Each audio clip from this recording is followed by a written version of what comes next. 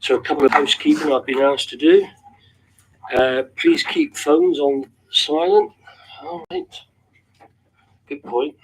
Keep phones on silent. There are no fire alarms planned, so in the event of a fire, please make your way out of the room via the exit at the back of the room and follow a member of staff to a safe evacuation point on Southern A Green, up the Blitz tree. There is a sign-in sheet on the press table. Please put your, or floating around, yeah. Please, initials on the sheet. If you leave the building for any reasons, is part of our fire precautions. This applies to everyone in the room, officers included. Please remain focused on the item being discussed.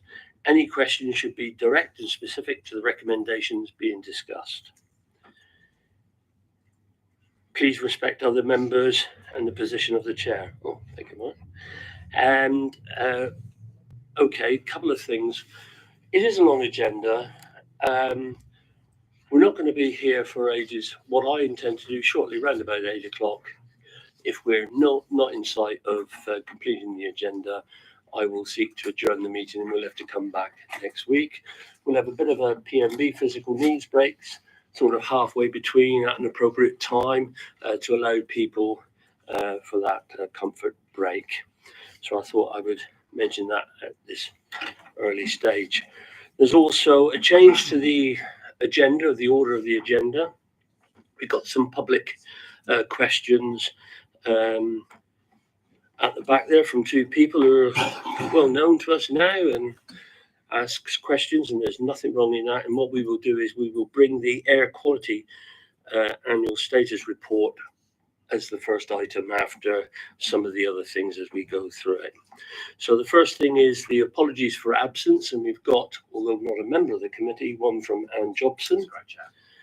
And so it's now to agree to sign the minutes of the 3rd of September. If you're all in agreement, I will sign the minutes of the 3rd of September. Declarations of interest, please be minded of if you need to, for the members of the committee to declare any interests. Item 4, there are no part 2 items at this meeting. And before we go into the public questions, and I do this from time to time, there are a couple of statements or I want the council to be made aware of.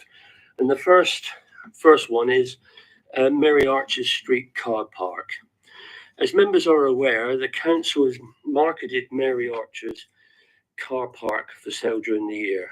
The delegation power was agreed to be given to the director in consultation with myself regarding its disposal. I undertook at the time that decision was made to report back to you all of the outcome. I'm pleased to report there was strong interest with 14 bids received from 11 different bidders. I'm pleased to say that the council has signed the heads of terms with a successful party for sale subject to planning. Whilst I am unable to go into details at this early stage of the process, I am able to say that the proposed scheme is in line with the requirements set by the council when the sale was approved. Again, I cannot discuss the sale price, but can inform you that if successfully concluded, I can also add that it is addressed the write-off approved by council last year as a consequence of the reduction in city living. Finally, I would like to thank all the officers involved in concluding this successful matter. Thank you, officers. The second item I want to draw your attention to is the Devon devolution deal. Members will be aware that government has agreed the devolution deal for Devon. The proposed deal itself was placed before the council and was noted. The two principal authorities are currently working with government to agree the timeline for the statutory instrument to be laid before Parliament. Devon and Torbay's monitoring officers have agreed the main body of the statutory instrument with government solicitors and have drafted a large amount of the constitution, save for the skills element, which will be worked through with the Department of Education. I'll just briefly go through the next steps because this is it. So there's other detail that will be appended and I will circulate to all councillors in any event, but will be appended to the minutes. It's a very important item. That is why I'm mentioning it in this way. The next steps will be for MHCLG. We'll invite comments on the draft regulations, and this is already completed. Ministers write round to Cabinet colleagues to say that he is minded to proceed to seek parliamentary approval for the CCA, and this will take about a fortnight. The Secretary of State writes to Devon County Council and to the Torbay leaders with a draft of the statutory instrument. Final draft of the statutory instrument goes to parliamentary lawyers for comments on the drafting. The statutory instrument and explanatory memorandum is laid before Parliament. There is 6 to 8 weeks sitting weeks during which there are 15-minute debates by the Joint Committee, which will take evidence from MHCLG, and the Joint Committee does not consider the merits of the statutory instrument, but only the provisions of the Enabling Act. In other words, they won't be going all over it again, whether it was right, wrong, or indifferent. The SI is also considered by the House of Lords Grand Committee, which meets weekly and considers the policy implications of the statutory instrument. The motion to approve the House of Commons is put forth without debate on the floor of the House. The Minister will then sign the statutory instrument and the CCA will come into being. We await the final time, but they are working towards it being laid in November. So I go on to mention what are the key elements, the membership of the authority and the voting arrangements, which have all been, most of which were put to a presentation to all councillors in this room, and some of it was in the main body of the report we put to council for noting.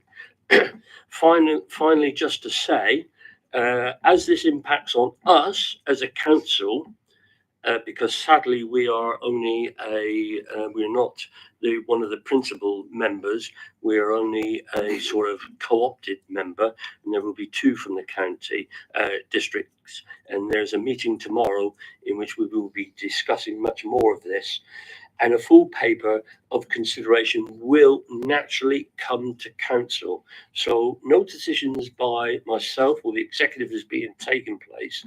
Full stuff will come to council for its approval, and that will be talking about the terms of agreement and reference on how business is done within that CCA, which I must say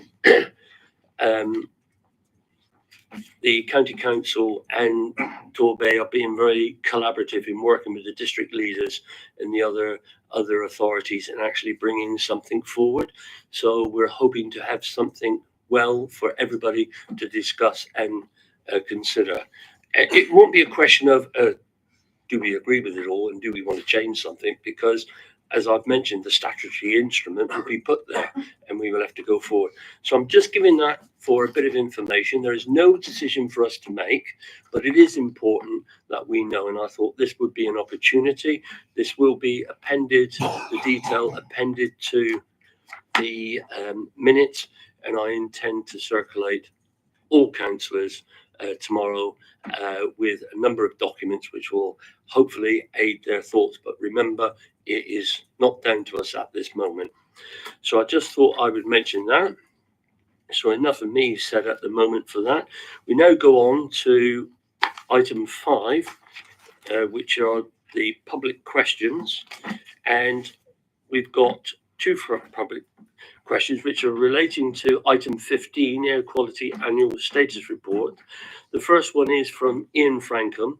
Ian, if you would like to come to the table, ask your question, you will get a response, and we will take it from there. And then following this, whilst we're on that theme, we will then take the officer's report and everything about it.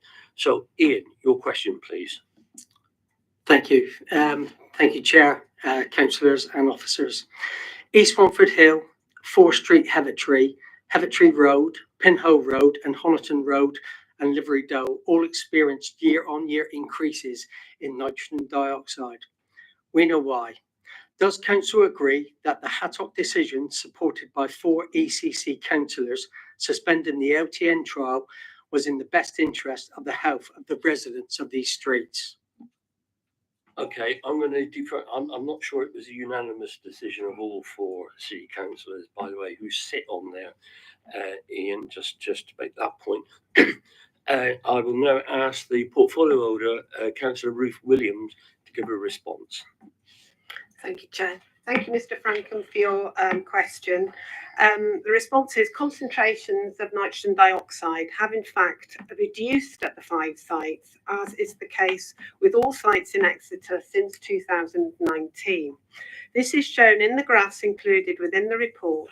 The report being presented tonight concludes it has not been possible to identify any impact from the LTN or the Active Streets trial in the 2023, either positive or negative.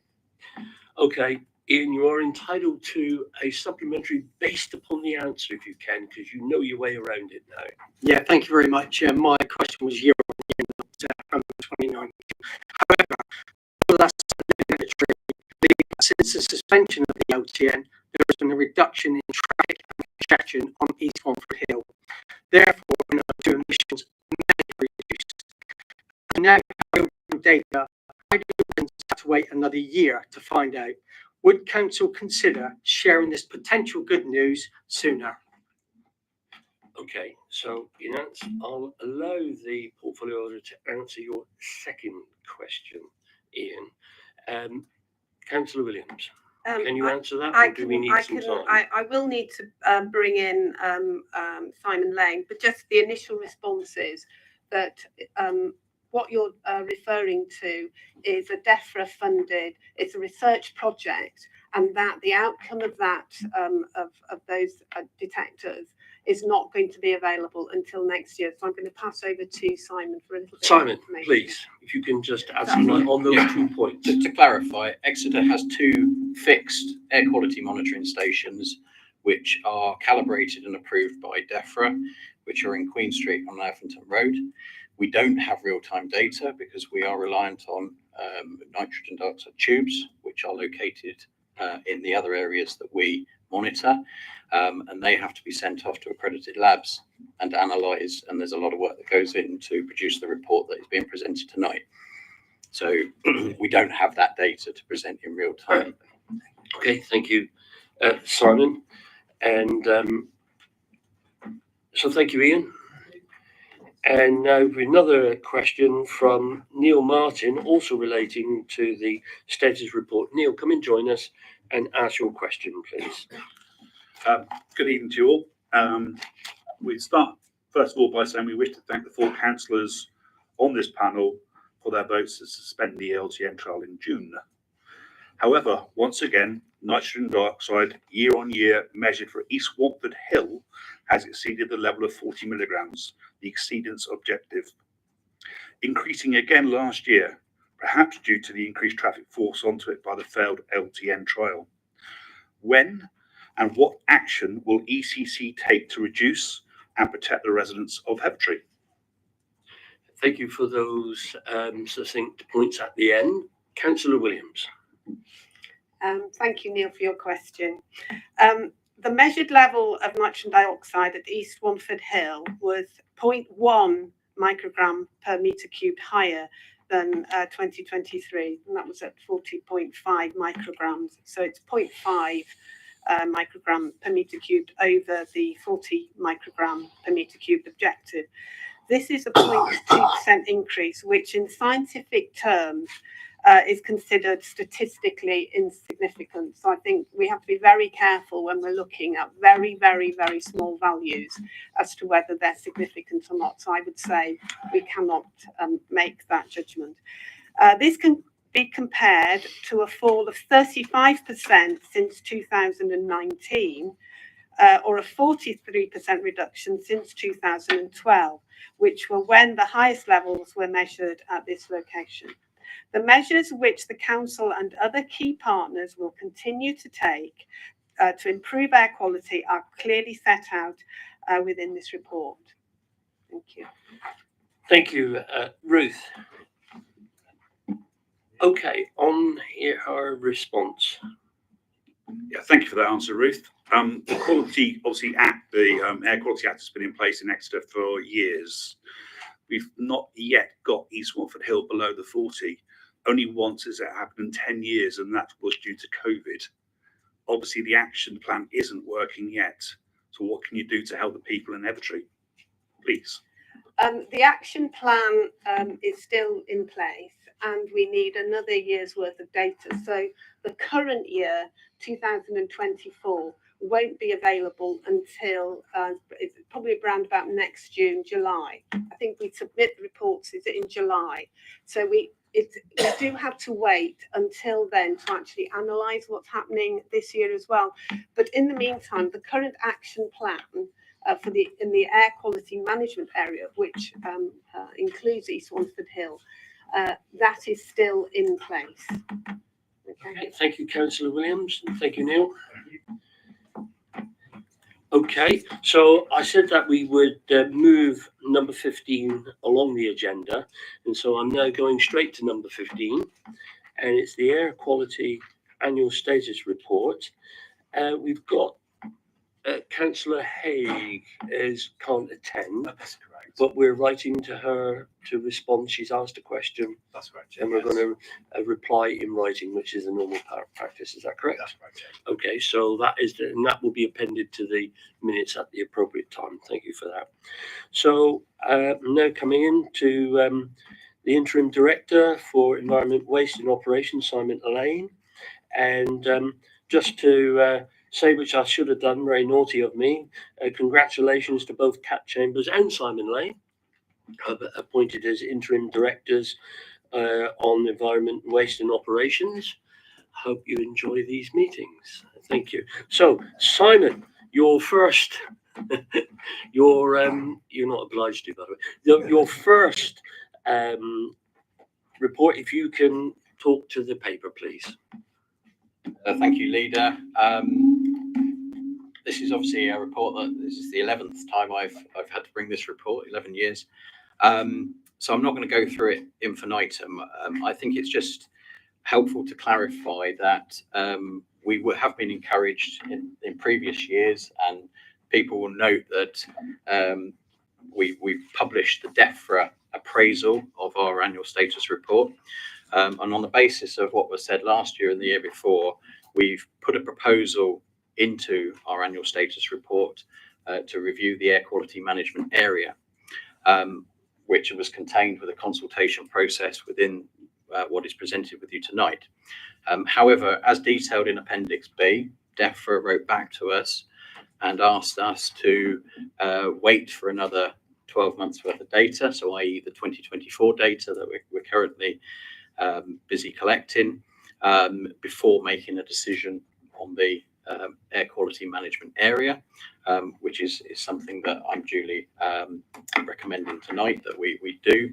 And that's partly because obviously 2020 was seen as unreliable data from the point of lockdowns, but also I think DEFRA have on reflection thought that it's better to discount 2021s in terms of that there were lockdowns in the early part of that year, and therefore people's travel was limited, and therefore wasn't a fair reflection of air quality in those areas. So that is what we're proposing. Obviously, there's quite a lot of detailed information with numbers, and I'm proud of the transparency that we show in presenting that and having a discussion on what is an important subject. Thank you, Simon. And just looking at the recommendations, we're here to note the statutory annual report, and obviously that would be provided to the executive should the clarification from the department of DEFRA over the timetable for future actions. So that's what we're doing.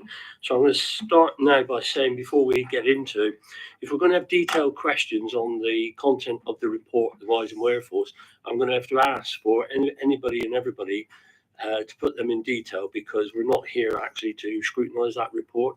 We're noting it, and then obviously council will have the opportunity to do those sort of things. So leaders, if you can indicate that you want to speak on anything as we go forward. Councillor Mitchell.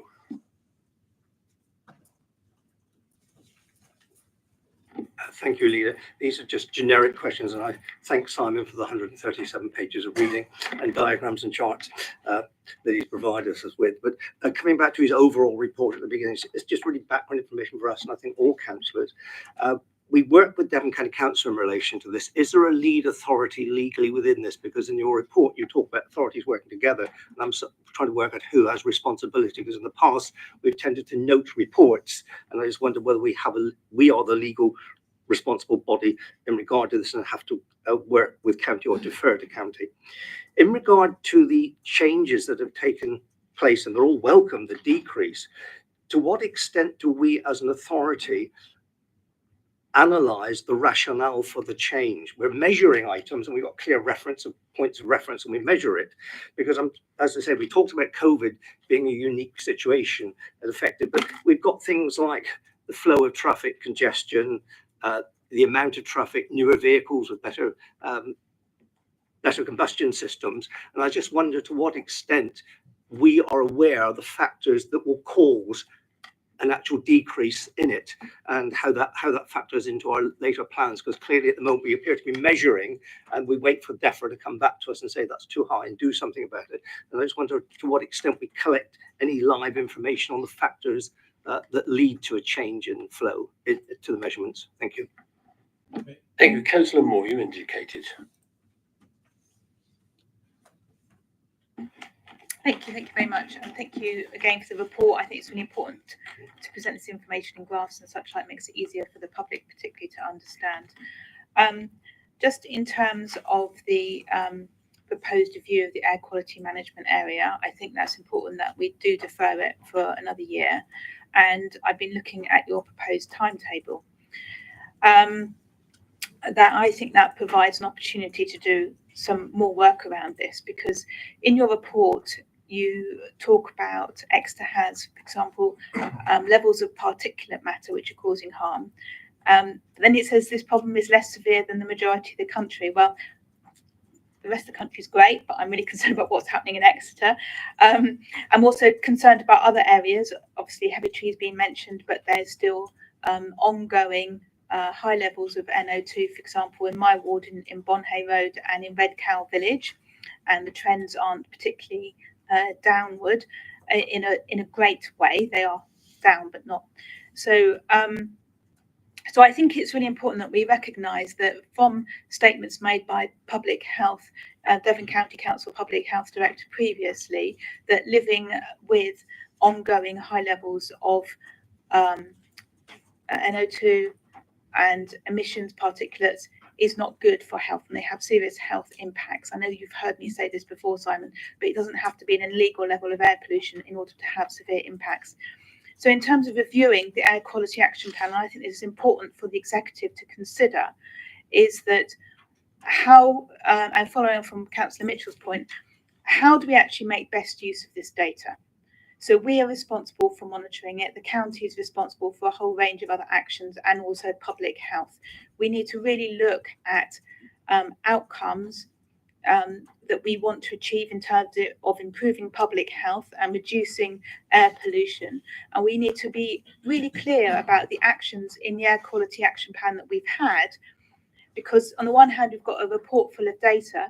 We've got a whole set of actions, which I'm sure have all contributed, but they don't actually provide the data about the extent to which they've contributed.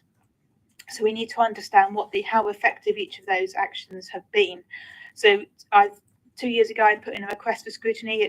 It's almost there in terms of coming forward, but I do think we need to do a serious piece of joint work with Devon County Council to look at how we can improve health and reduce air pollution, because otherwise it undermines everything else we do in terms of active communities. Thank you. Okay, thank you. Other members of the committee? Views, comments on noting the report. What do you want to say? I'll come, right, Councillor Wood, I'll come to you at the end. Thank you, Chair. I'm noting the content of the report. conscious, of course, I don't want to confuse it with the air quality plan, which is a whole different ballgame. Actually, noting the findings and appreciate the explanation that Councillor Williams has provided on the detail and the fine levels of measurement involved. So I think we've got a long way to go. Every city within our country does. Obviously, we are in one of the better areas in the country in terms of air quality across the city. And one thing that we're always keen to recognise this time of year when we look at this report is that we put the monitoring devices not randomly across the city. They are put into the areas with the most pollution.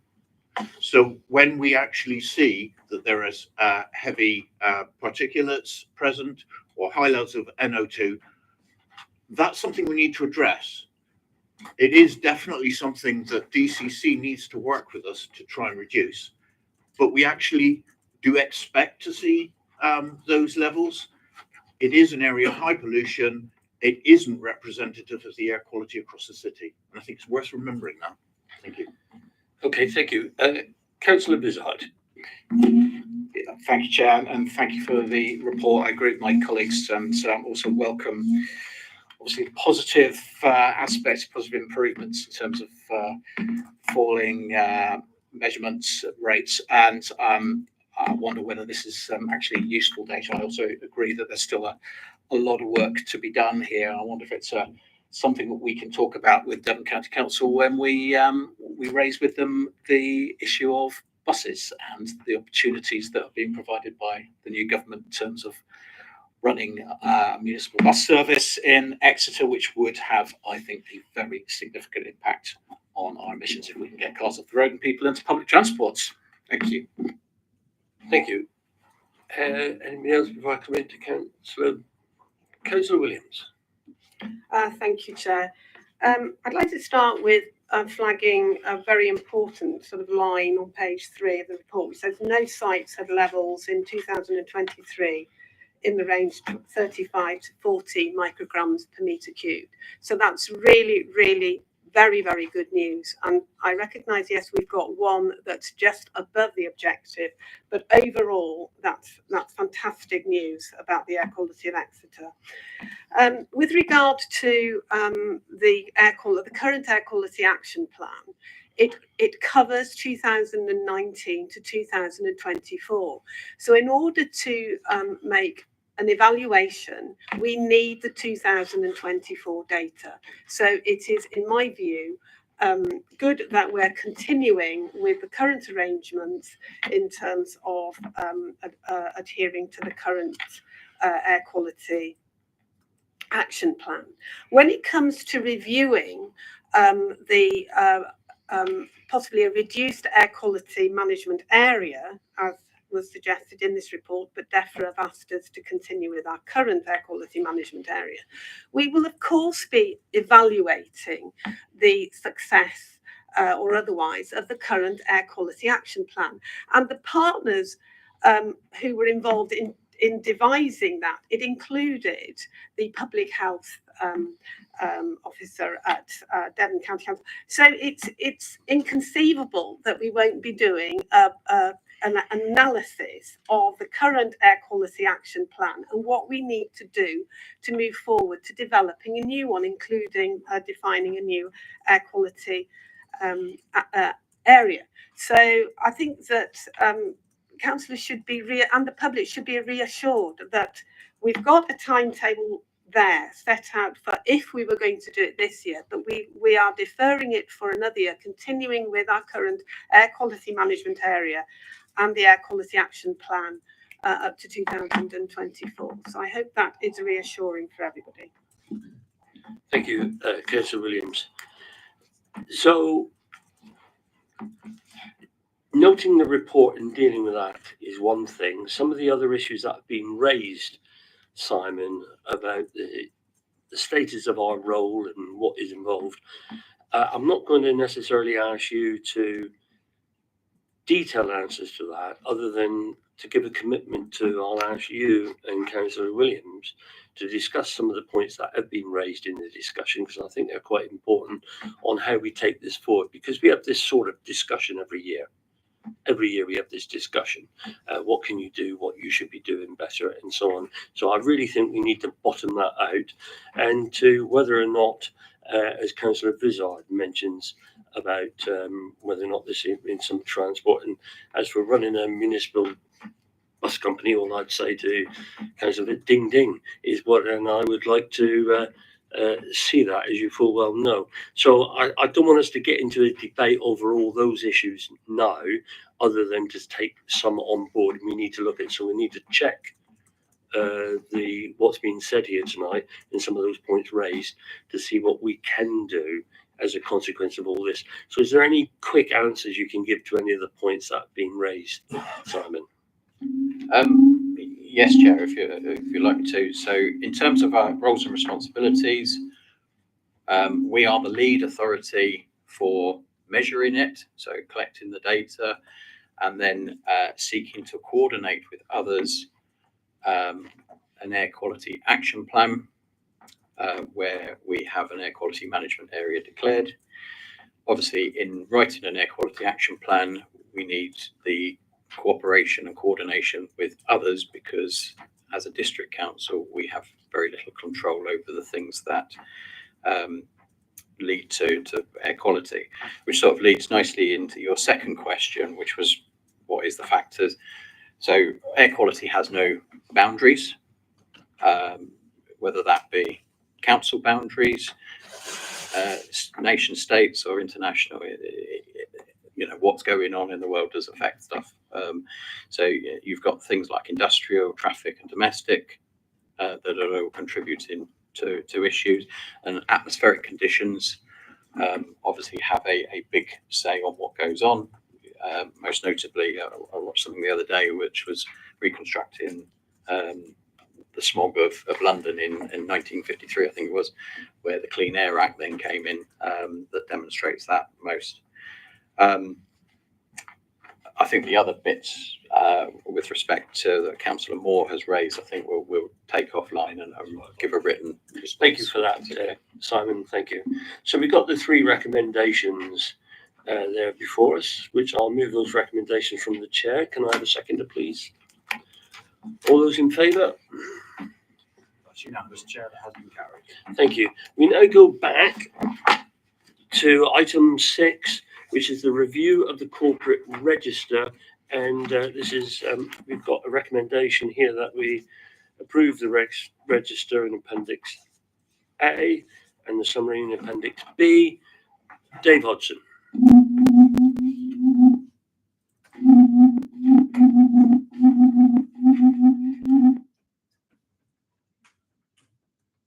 Looks like the microphones still aren't working fully, in spite of the high-tech improvements that have been made. It is for the red risk. Hopefully everyone can hear me, and this is the quarterly update of the corporate risk register. It's been had a reasonably significant update owing to the fact that we have a new management team in place. Risks have moved between directors, and therefore there's been a fresh pair of eyes on a number of the risks, and they've been duly updated in consultation with the relevant portfolio holder. What I would say this time, we've obviously taken a new approach. The risk register has been to the Audit and Governance Committee first, and they have recommended approval to the executive. But I would like to point out a number of suggestions that were made at Audit and Governance Committee, which I took to report to the executive before you come to your decision. So, having considered and reviewed the risk register on 25th of September 2024, they raised the following points. There were some concerns that the actions for progressing the design and delivery of a corporate customer and digital strategy were internally facing and didn't focus on external factors sufficiently. There was an inquiry as to whether anti-fraud in the planning process was covered in the register, and there was concern that the city wall was such an important asset that should we consider having a separate individual risk for that, so we can better understand the risks around the city wall. We've also reformatted the corporate risk register this time, and hopefully it makes it easier to read than perhaps previous iterations were. And I'm happy to take any questions. Thank you. Just to say on those three issues about the digital anti-fraud and the city wall, of course, we'll take those away, and where we can fit them in, we will, if we think they're appropriate. Obviously, we have to have that discussion with the officer and discuss it. But on the face of it, I can't see an issue, but I'll be guided by the directors, and hopefully they'll appear in due course. Just to say, on the city wall, is that guarantee run out with the war with the Romans? No, okay. I thought. It's your responsibility. Oh, sorry. Okay. So there. So we'll move on with that. So, do we have any questions? No. Councillor. Right. Thank you. Dave, thank you for that update from Audit and Governance, because that was actually in my notes here to ask about the process of when do we see any feedback from Audit and Governance, because their meeting was last Wednesday. The risk register was published with our documents last Tuesday. So you've given us a verbal update now. Could I just ask that going forward, if that timing, is that timing going to coincide again? That is a bit of a weird timing that our risk register and exec papers will go public before we've had feedback from Audit and Governance, and could we have it a bit sooner rather than verbally, because we would have been able to consider those suggestions tonight otherwise.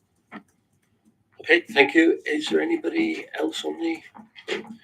Okay, yes, just to say, because I think that's good about the timing, and well, we're in a learning process here still. We're trying to get things in order, and we will do, because I think that's appropriate, because I want to be seen to be listening to the Audit and Governance Committee. If we can do it, we will, and if we can't, we'll tell them.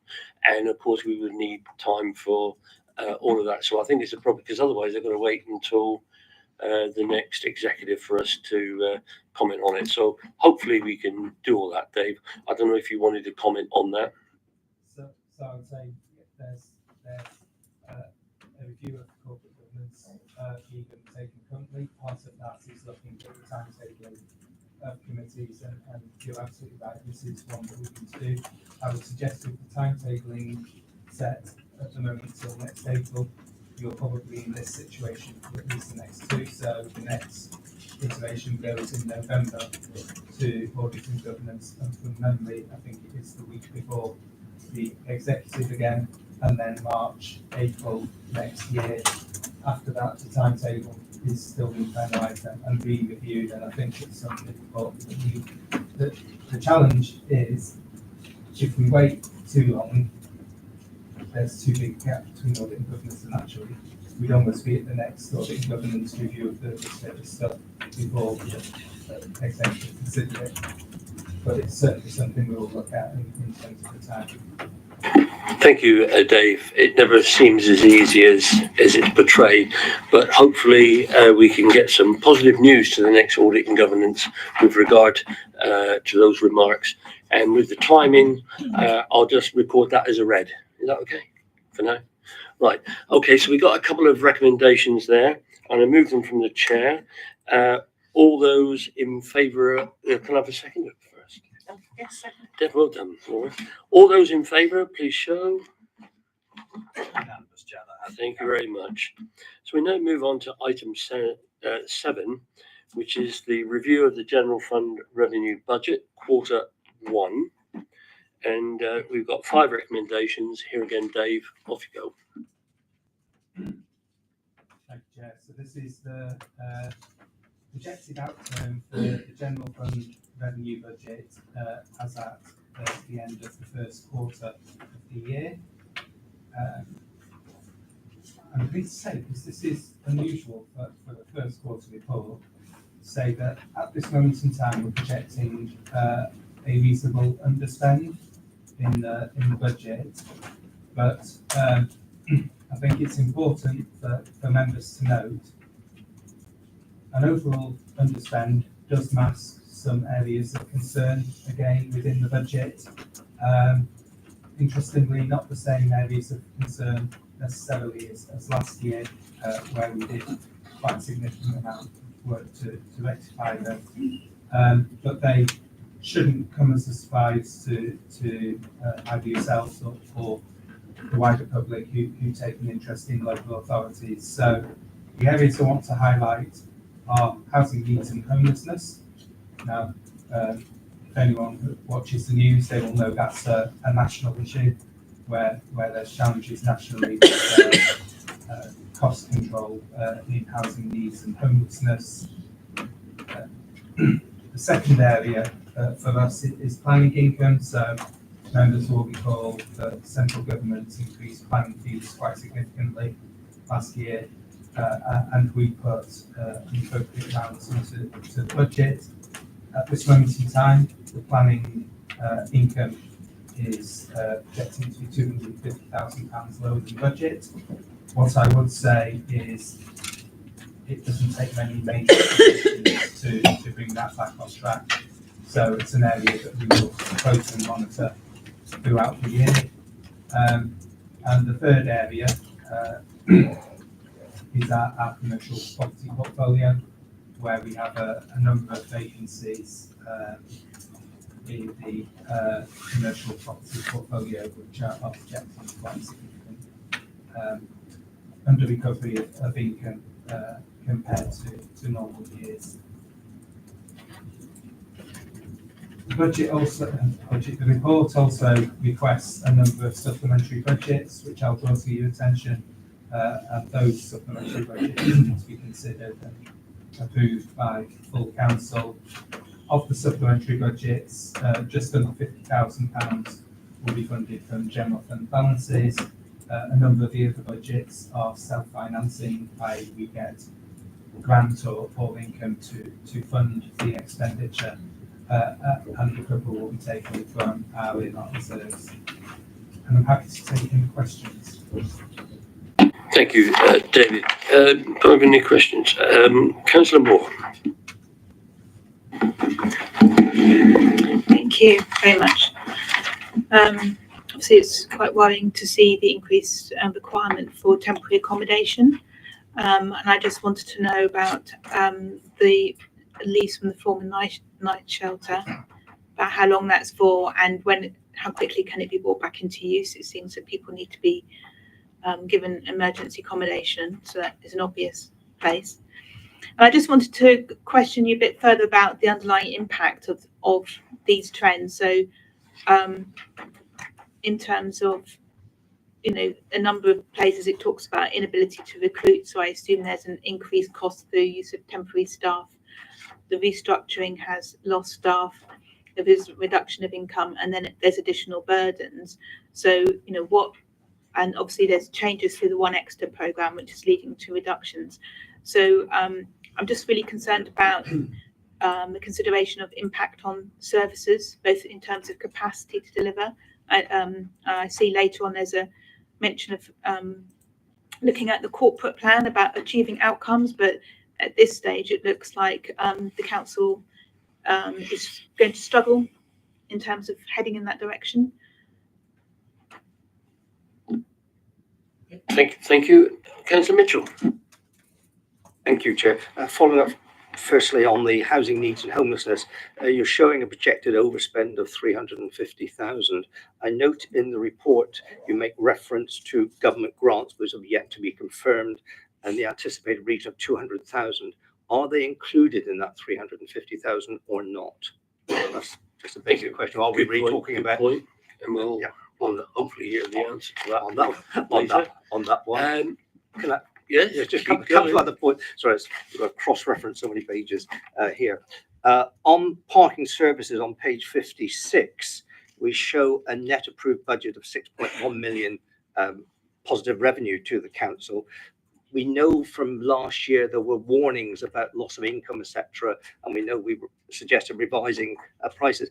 To what extent is that still a realistic figure that you're talking of there? Because you're only showing a positive gain of 6,000 on that.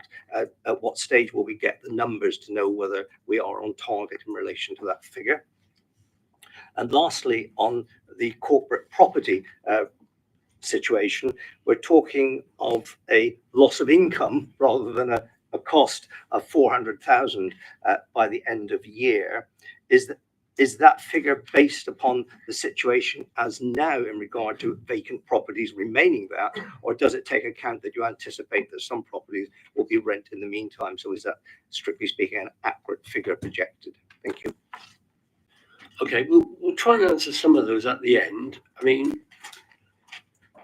you would still be allowed to answer them because I know you'd want your moment, and I'm happy for you to have the moment, but it may help and to get the answers for you for this meeting if we had a bit of an answer. Clearly you've gone through it in detail and still to ask the questions, but if we had an advance, maybe able to get an answer that we're all interested in as well, Councillor. So there you are. So we'll just, you weren't asking for more car parks, were you? Anyway, okay. So does anybody here from the executive? I've got Councillor Wright. Thank you, Chair. There's a lot of underspend, as has been mentioned previously, because of vacancies at the moment. Is there a figure in mind, if all those vacancies were filled, hypothetically, where would we be budget-wise? Yeah, good point. Do we have any other questions on this one? No? So some questions there, Dave, if you can answer them quickly, that would help things along. Thank you, Chair. So in terms of the impact on services from vacancies, you're right, there are some areas where it's a challenge, and not all of those areas are backed with agency staff. So some are managing, so let's say, commercial assets as one area. Vacancies in that area have proven challenging to fill even with agency staff. So not everywhere is at a full complement, and that will inevitably have an impact on the level of work that can be undertaken. The grants suggested in the report, no, they're not. We tend to be a naturally pessimistic bunch, and particularly budget managers, and we haven't taken account of those grants because they're not confirmed yet. So they would have a positive impact. And I would say also homelessness and housing needs is an area that we look at consistently and look for ways to try and deliver the service that's required in a more cost-effective way, and that will no doubt continue with the aim of reducing that overspend throughout time. But where we currently are is that would be the anticipation if those grants don't come in. Car parks is on track. So last year we had a significant under recovery of income. You took action during the budget process to reduce the level of car park income, and we are on track to deliver that level of income as it currently stands.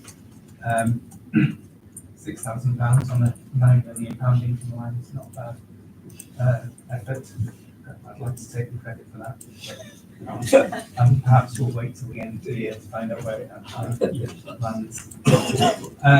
In terms of the the commercial property in 400,000, no, we're not projecting, as I said, we're naturally cautious, and therefore it's not projected on there being occupation of those vacant premises. It's one particular block that is challenging and causing a significant amount of this reduction. So we're not anticipating, but are working actively to try and promote that building to attempt to get some businesses in. There are lots of underspends. I'm afraid I don't know all the vacancies and potential costs of those houses. So it's something that I can get my team to. Maybe I'll ask the portfolio holder. Okay. Right, thank you, David. So we've got 5 recommendations. I mean, in the main, we're being asked to note stuff and note an update. There's the one, which is number 2, in which we are approving the supplementary budgets in 811. That is the decision that we're really taking here this evening. So I'll move those the recommendation with the 5 sub-points from the chair. Can I have a seconder, please? Okay, all those in favour, please show. That's unanimous, Chair. Those have been carried. Thank you, Maria. Just to say that there was a question from Councillor Jobson, leader of the Conservative group, not here tonight. She has submitted a number of questions to 7, 8, 9, 10, a comment on one of them, and also number 12. And so we will give her those answers in writing. I've already shared those with the executive and attendees, and we will ensure they are appended to the minutes because I feel that she made an effort to ask those questions. So we will post them. So we now move on to the next item, which is indeed item 8, which is the 24-25 General Fund Capital Monitoring Statement for the first quarter. And here we have a recommendation with 3 parts to it. So, Dave, again, you. Thank you, Leader. So this is the report for the first quarter monitoring of the General Fund Capital Programme for 2024-25. And again, we've made slight changes to this report to hopefully better enable members to understand schemes that they've approved, which are within our control, and we can deliver subject to the necessary resources. And then some schemes that we have in the capital programme that are approved, but the timing is uncertain because of factors outside of our control. So we've split those out, and at this moment in time there are 3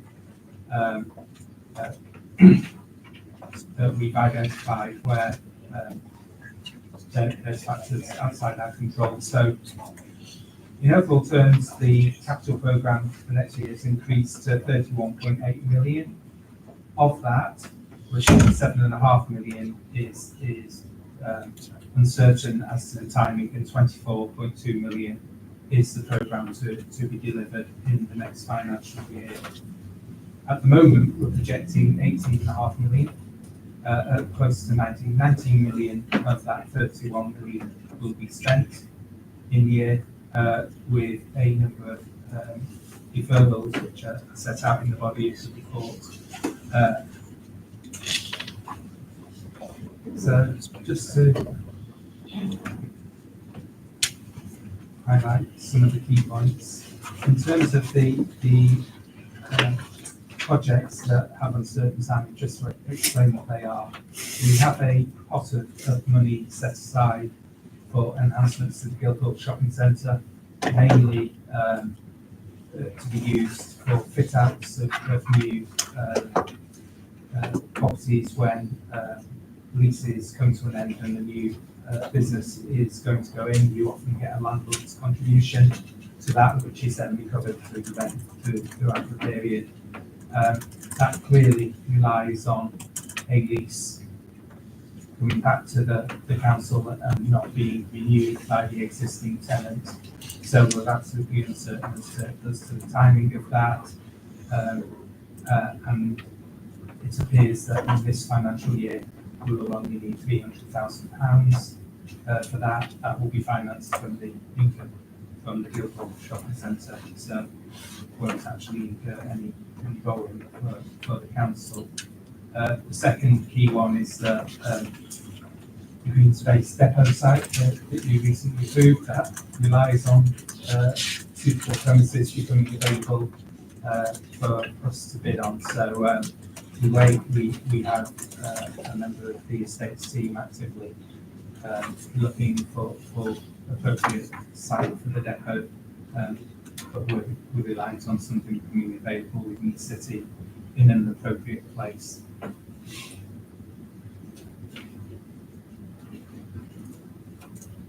And just to highlight in 8.6, there's two requests for funding that we're asking you to recommend to council. One is for disabled facilities grant, so we've been awarded more than we expected this year. So the additional funds total £441,000. And then we have Section 106 funding received in respect of the Gladstone Road ambulance station development of £62,500, which we wish to add to the arts infrastructure budget. And I'm happy to take any questions. Thank you, David. Any questions? Councillor Mitchell. Just a couple of points. Could you clarify, when you were talking about the Guildhall enhancements, etc., there's a figure on a deferred budget here, 4.7 million. Was that the same budget you were talking about? And would that be normal that is hypothecated against the property asset there, or do we go through public workload board for funding those things? Yeah, so that's just one point there. And the other quick point is, I noticed that we've got two capital expenditure items. One relates to this centre here, which I've already discussed with you, but I think it'd be useful if the public were aware of it in case it crops up, that we're spending 263,000 on this site in the coming year, when of course in the longer term there's only a short living life for this site potentially. So comments on that. And lastly, the RAM, there's £700,000 being spent there, and I just wonder, comes back to Victoria's report later on, how does that interact with the position on the grant and the non-proceeding on that grant? How does that 700,000 fit into that process? Okay, well, we'll deal with that last point might be, when we deal with that matter. We won't sort of conflate the issues here. Councillor Moore. Leader, you often comment that you don't hear enough compliments from me. So I'm really pleased to see the money allocated.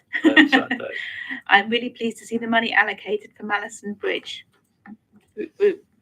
However, what I'd like to know is, in terms of the 19 million programme that I think it was 19 million you said, that you feel certain will be delivered this year, given the struggles that we have already discussed, how confident are we in that certainty? Because and how will projects be prioritised for delivery if there isn't sufficient capacity? Thank you. That's a good point, and I would add to that, it would be nice to know what's in our control of all of that and what's not, because if it's in our control, we should crack on with it. Okay, anybody else from the executive wish to comment on any of this? No? Dave, can you answer those quick points there? And again, Councillor Mitchell, if you can, we'll be able to get you in advance, well, not advance, more detail so we could all see. So, in terms of the Guildhall Shopping Centre, then Council has given approval for a specific budget for that shopping centre to enable enhancements to be made as and when they are required. In terms of the financing of that, that's delegated to myself in consultation with the leader. And it comes down to basically affordability.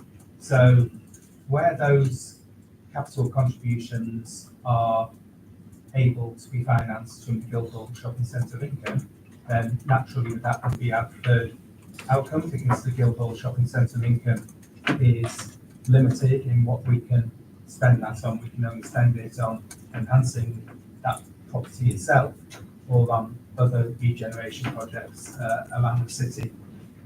Whereas obviously if we went out and borrowed that money, then that would have an impact on council tax payer. So naturally we try to, if a significant, and we're expecting there will be a significant fit out potentially in the next couple of years required, then inevitably that would require borrowing to underpin that, albeit the cost of servicing that borrowing would come from the Guildhall Shopping Centre income.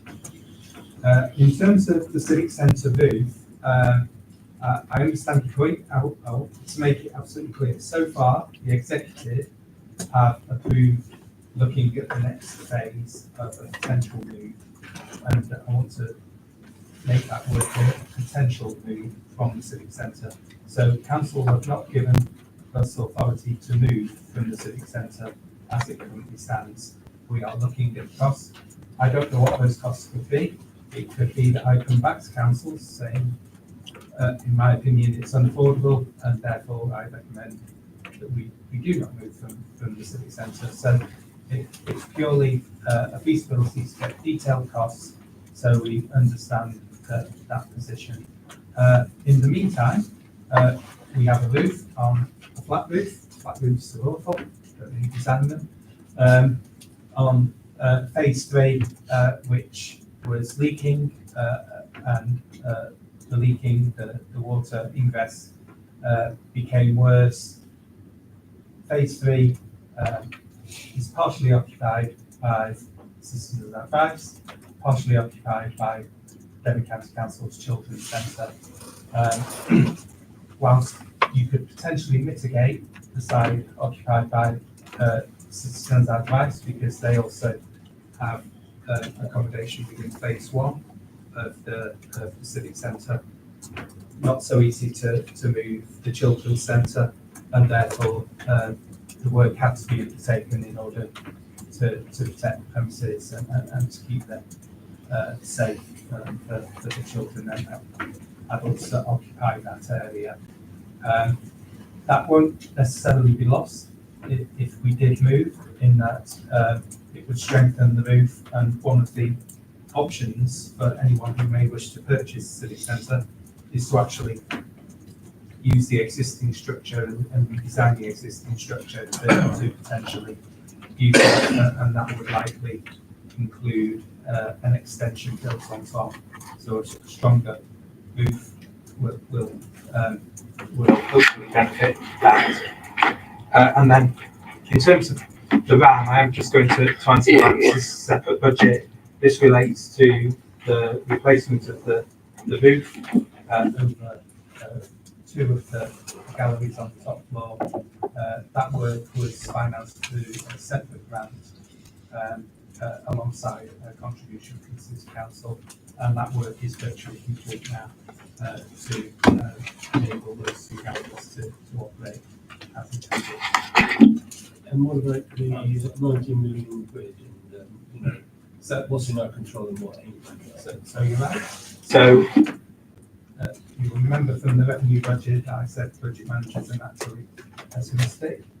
I suggest the opposite is true in the case of project managers for the capital programme, and they tend to be quite optimistic at this time of year. So it is inevitable throughout the year there will be further deferrals in the capital programme. In terms of, if I speak for one of my areas, so the asset maintenance area, then they have a priority list based on health and safety, and they tend to prioritise based on that, so that the schemes that are at most risk, where people will be at the greatest risk, they tend to go first. Thanks, Dave. The recommendations there, which I'm going to move from the chair. Can I have a seconder, please? All those in favour, please show. That's unanimous, Chair. That has Thank been you very much. Thank you very much. Moving on now to number 9. I wish. See, I'm dreaming now. I'm dreaming. Item 9 is the 24-25 HRA budget monitoring report first quarter. So again, this is the first quarter report for the projected outturn for the housing revenue accounts. I think I'm going to sound like a stuck record because I think I reported this every quarter last year. Only one issue to highlight the attention to members about the HRA, and that is a continued challenge with the repairs and maintenance budget. So again, we're projecting a significant overspend within repairs and maintenance, 1.187 million. The reasons for that are set out in the report. It's an area of concern, and it's an area of concern because we're getting close to the minimum level of reserves in the HRA. So it's something that can't continue. At this moment in time, I'm responsible for asset maintenance in the HRA. So working closely with the head of service to understand the need, the reasons for this. And then there's one of two potential outcomes. Either we up the budget for repairs and maintenance because the approach that we take is more than we're realistically budgeting for. And if that happens, then there will be an impact on the HRA capital programme because it's a single income service and the money has to come and balance on both sides. So either the repairs and maintenance budget will increase significantly at the expense of the capital programme, or we will undertake work to bring the repairs and maintenance budget back in line with the budget set. But that work will be properly analysed, will be based on the needs of people. So I can assure you, it doesn't mean the City Council is going to stop repairing or maintaining properties at all.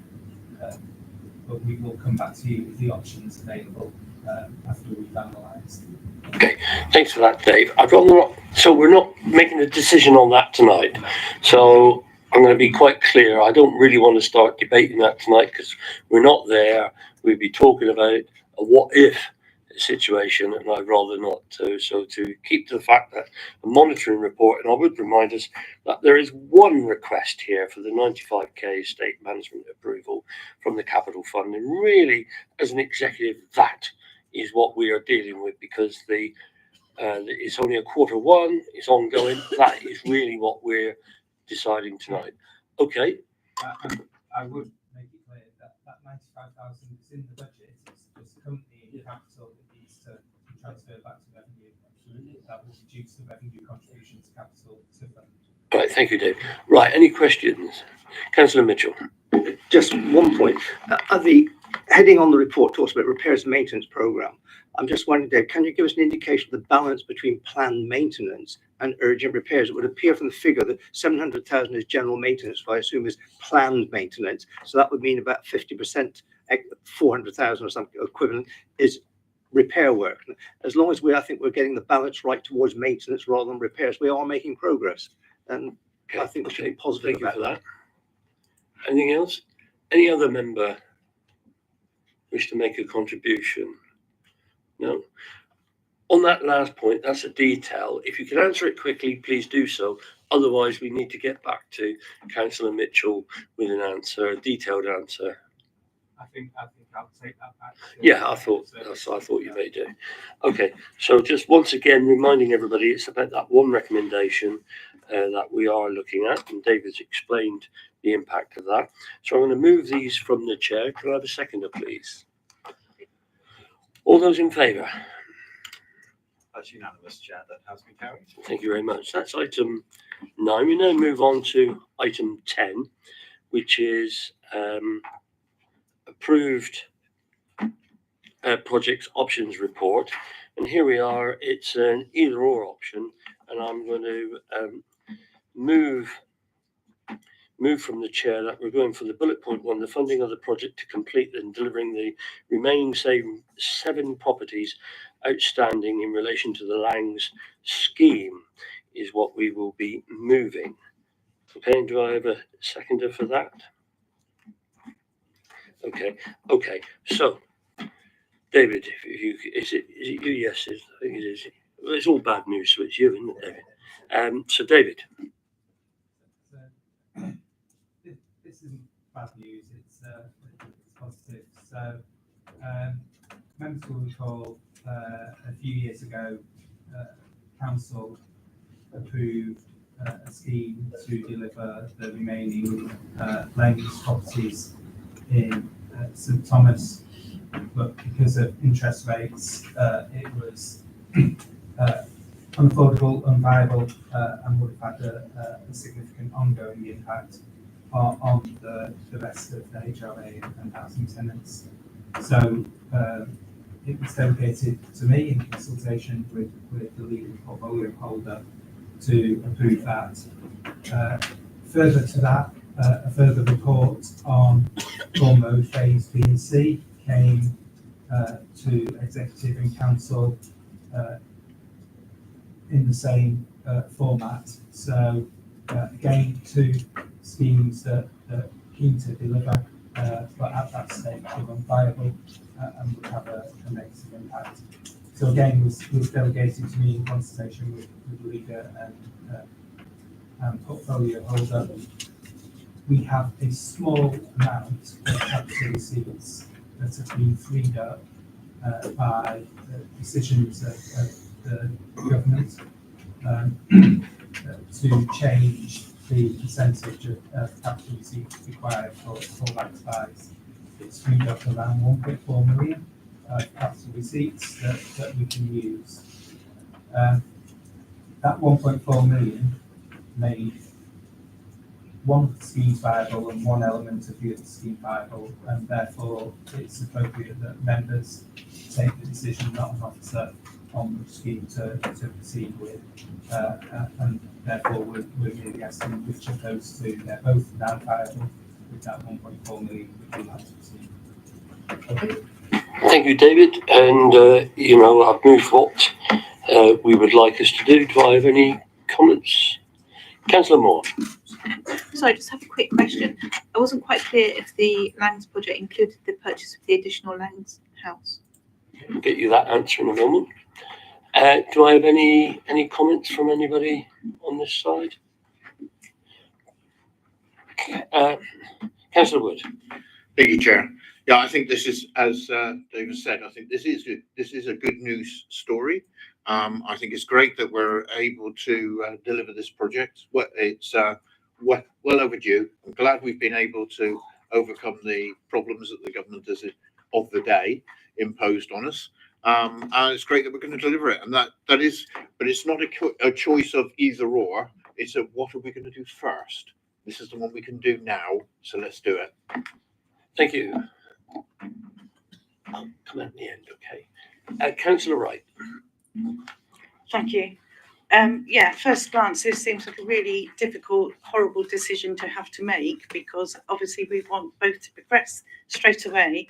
We wanted them to progress years ago, which is why we originally had these schemes in place and approved them and approved the budget, which then obviously ended up not being enough money for all these various reasons that we've talked about. So it has been quite hard to look at both of these and decide, which one, but we're not actually deciding which one stays and which one goes. They're both going to stay. They're planned for carrying on. It's just right at the moment, it's good news, I think, rather than bad news. Totally good news. We can progress with one of these now because of this change to the right to buy receipts and being able to actually afford to progress one of them now. So very difficult decision in a lot of ways. But the reason that I would definitely support the Langs project is because that has been going on in a protracted way for such a long time and has quite a difficult impact on other residents that are living in the area, because a lot of these houses, as it said in the report, are semi-detached. So in a lot of cases, the property that we own has been demolished, and the other house that isn't owned by us has been propped up. Surrounding all of this is also scaffolding, which means vegetation gets overgrown. It's difficult for anybody to maintain the sites. There's been reports in the past of vandalism and of behaviour of teenagers breaking into the fencing and then making a really difficult, dangerous situation of being able to get inside what should be a closed site, causing a risk to themselves and other people. And through all of this, residents on the Carrick estate have been patiently waiting for these properties to be finished. So one of the plus points about getting them finished is obviously it will enhance the area. I've spoken to people that have moved into the newly finished properties and are absolutely delighted by them. They make very good use of the ground space there. They've extended the living space on the bottom. These old houses had bathrooms on the bottom floor, which is very out of date now. So part of this rebuilding was to move the bathrooms upstairs, as we would expect now, and to give increased floor space. And the people that are living in them are so delighted to be there. But there are still people that are waiting to move back into what was their family home, and originally thought that they would be in temporary other accommodation for a relatively short amount of time. I know a lot of people that have now decided that they will stay in the temporary alternative provision, but as it says in the report, there are families waiting to move back in. So for all of those reasons, I think we have to finish something that we've started. Vaughan Road we've started, but we have split it into 3 phases, phases 1, 2 and 3 for viability reasons. But the work's already been done there to think of that as being, right, that slice, the first slice, is the obvious one to get going with. So we're not stopping going on to phase 2. We knew a while ago that phase 2 we couldn't do immediately. So, but whereas with Langs, it's more than half finished. But it's just those remaining properties. It really needs to be done. Point 8.5, one of the report that's saying there is another option is to look at actually disposing of those plots and sites to housing association or otherwise. Absolutely not. We're very proud of our housing stock in Exeter. We've got a really good over 4,000 pardon? Thank you, 4,800 properties, which for a small council is a large amount to have and hang on to. So we don't want to start disposing of any of them at all. So absolutely, please get the Langs finished. Thank you. Councillor Asvashin. Thank you, Chair. There's not really much for me to say after that. Thank you very much, Councillor Wright. No, that's okay. Yeah, just to kind of follow on from what Councillor Wood said first, this is a good news story. We're going to be able to complete something that we've been waiting for years and has basically been given the go-ahead by Executive and Council already. So thank you, Dave, for giving us some good news and not being depressing all evening.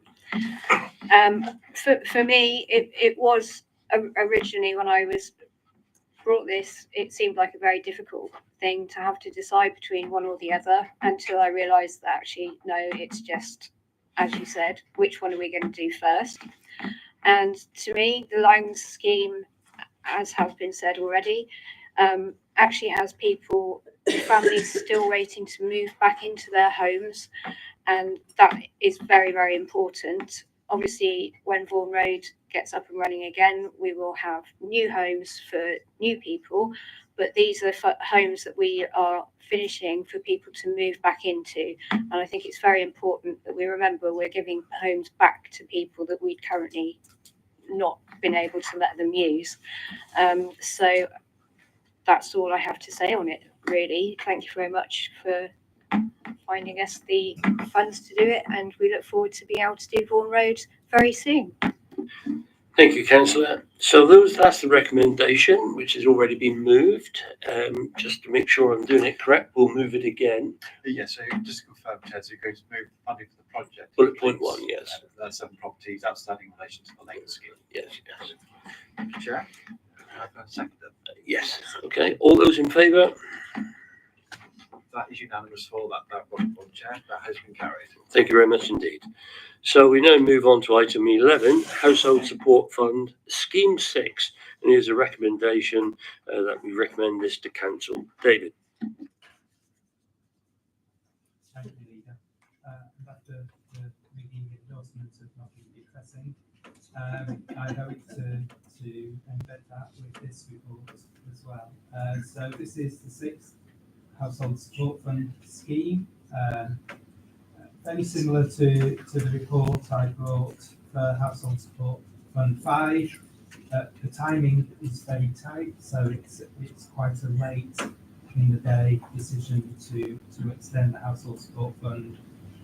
Comes into being on today, and therefore we have a choice of waiting for the guidance and the allocation to be out, and then be making a decision on December the 18th, halfway through the period it covers, and then having a version and people not getting the money, or going for the same recommendation as last time, the delegate the final decision to myself and the portfolio holder.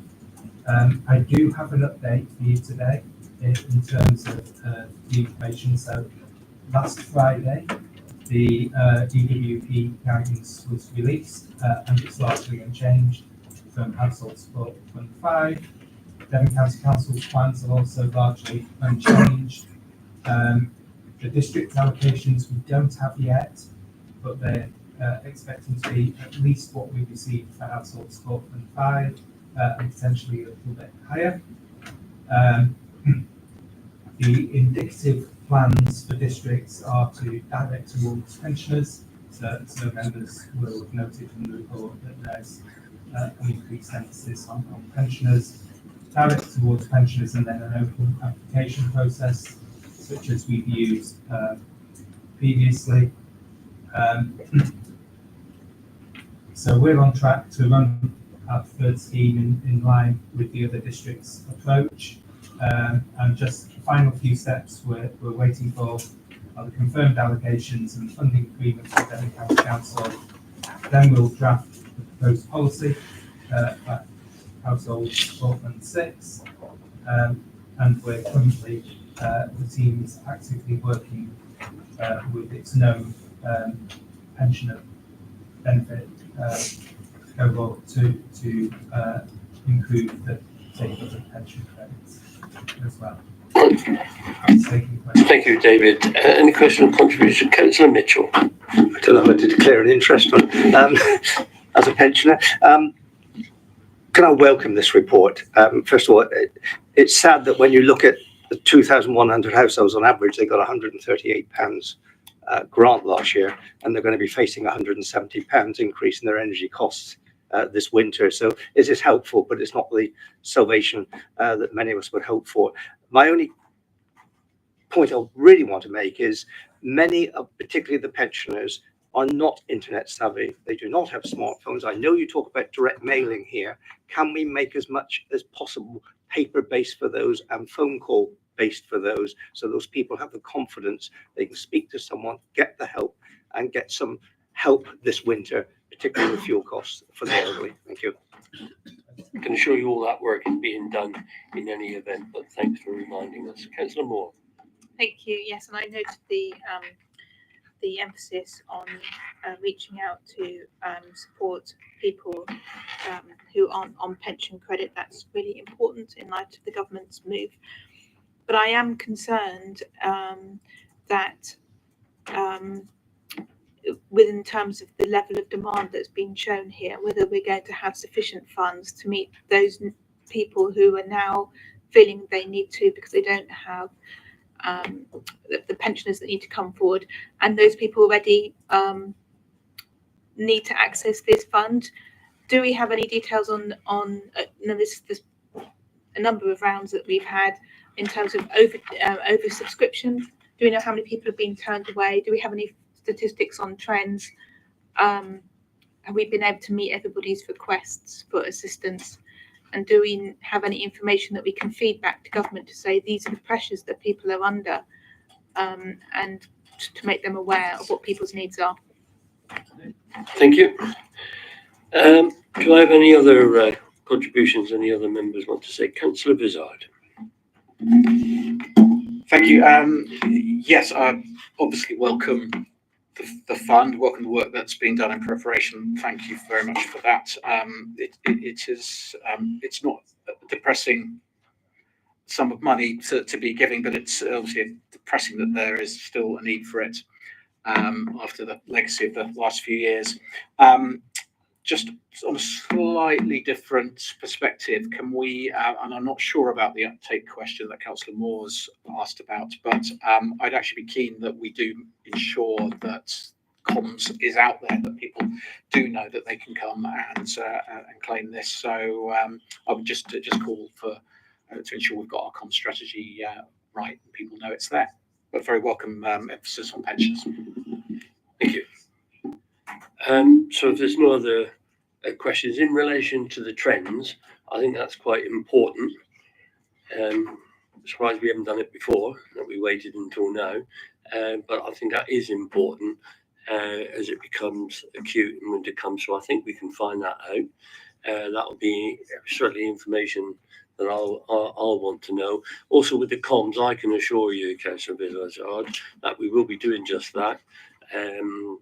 Bear with me until tomorrow morning, because I couldn't do anything prior to this this evening, and so yes, we will be doing that, absolutely. So I don't think there's anything else really to get back to. Just say yes, I think that's a fair point. What I would say is we can certainly spend every penny we've been given in the previous household support funds. So I would certainly wait to see if we've got the data to send to all councillors. Yes, thank you, Dave. And although we'll be talking about something about giving money back, that's one area we don't give money back on.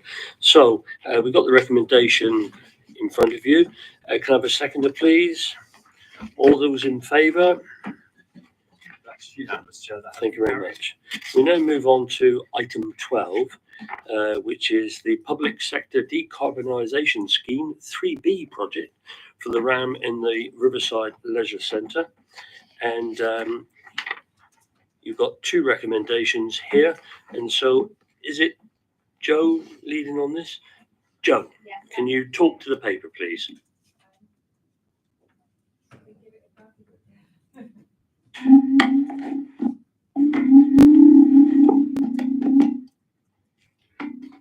Okay, thank you, Ian. I'd just like to summarise this report and touch on a few important matters. The report summarises the outcome of the work undertaken to date, exploring the implementation of decarbonisation measures at the RAM, which is the Royal Albert Memorial Museum, and the Riverside Leisure Centre, both funded by the Public Sector's Decarbonisation Scheme. The sites are the highest consuming sites with the highest carbon emissions across the council's corporate estate. So they were buildings that we were very keen to address, and they fulfilled the funding criteria set out by the government's decarbonisation scheme. The grant, which commenced in March 23, is to be spent over 2 years. Year one of the grant, which has been completed, was to include feasibility and design to explore heat decarbonisation measures, including designing and pricing low carbon heat pump solutions. Year two, if the year one proposal was satisfactory, leads into a whole new contract to procure, install and commission all measures at each site. The outcome of the year one exploration, design and pricing stage has identified significant challenges to delivering within the time frame, the budget and quality parameters required at both sites. These challenges cannot be overcome, and sufficient progress made in the remainder of the financial year to meet the grant financial year requirement and the immovable funding spend deadline. The project therefore presents too much risk to the City Council to proceed. The two recommendations contained within the report state that the following due consideration of the outcomes of the year one exploration, design and pricing stages does not proceed any further, and that officers allocate their time to progress matters in preparation for further funding opportunities to secure monies required to decarbonise what are two still very high priority sites.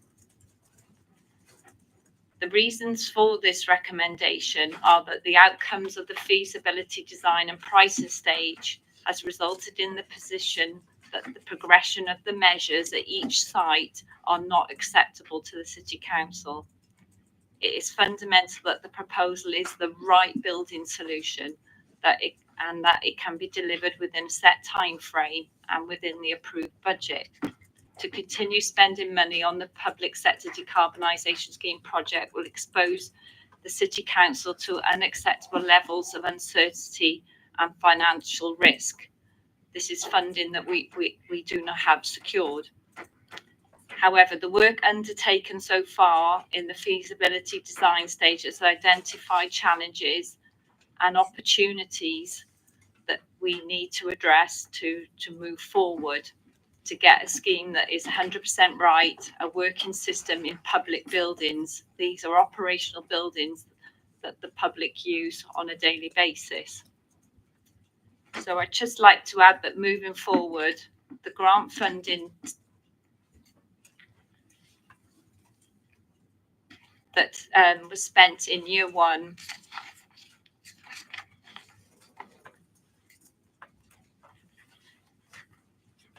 grant funding that covers year one feasibility and design stage was met from the public sector decarbonisation scheme. The money spent to date is certainly not wasted. Both sites remain a high priority, and the extensive feasibility and technical design information that we've received will be built upon. It's enhanced knowledge and understanding of the existing installations that we now have, including detailed surveys, engineering designs up to REBA stage 2 and 3, putting the council in a strong position for future grant funding and further public sector decarbonisation scheme applications.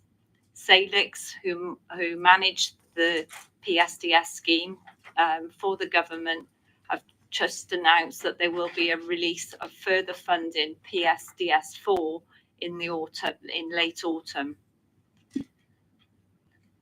And finally, I'd like, as an outcome of this project, we have an established dedicated officer group containing of members of both sites at the Ram and at the Riverside. And this group continue to work together to conclude some of the unresolved matters as a result of the year one feasibility and design work. The two sites are very complex sites, but we are very committed to resolving the challenges we faced and to find a solution. Thank you. Thank you very much, Joe. Thank you for that. James, if we could take just go, there's a typo, it's actually an executive decision, there's not a council decision. All right, it's the executive decision. Right, okay. So it'd be a resolved matter if it is agreed. Okay. Councillor Moore. Thank you very much, and thank you, Joe, and the team for your work on this. And I do absolutely appreciate that these are complex issues in terms of retrofitting such large, and particularly in the case of the Rama Heritage Building. But I am concerned about how this has played out. Last week, you assured myself and Councillor Mitchell that this project had been properly scoped before the application. So I'm surprised that we are here. just in terms of clarity of how the money has been spent, there is, I'm not quite clear from the report how much money has been spent from the grant. There is one figure, and then it says the total grant funding remaining to be spent in 24-25 is just under 5 million. So that looks like there's 1.3 million spent and 553k of council funds. And then there's different amounts in the financial reports that we've seen earlier. So perhaps the amount of grant and the amount of council funds could be clarified. So last week I wrote to ask for copies of the reports that had informed the Office of Report, because there was listed as none informing the report, and I do think that is an issue that we need to consider. And it's interesting that the contractor actually approached me and shared some of their report findings. So, but I'm not here to advocate for a contractor, so I don't know what went wrong about why we have an annoyed contractor.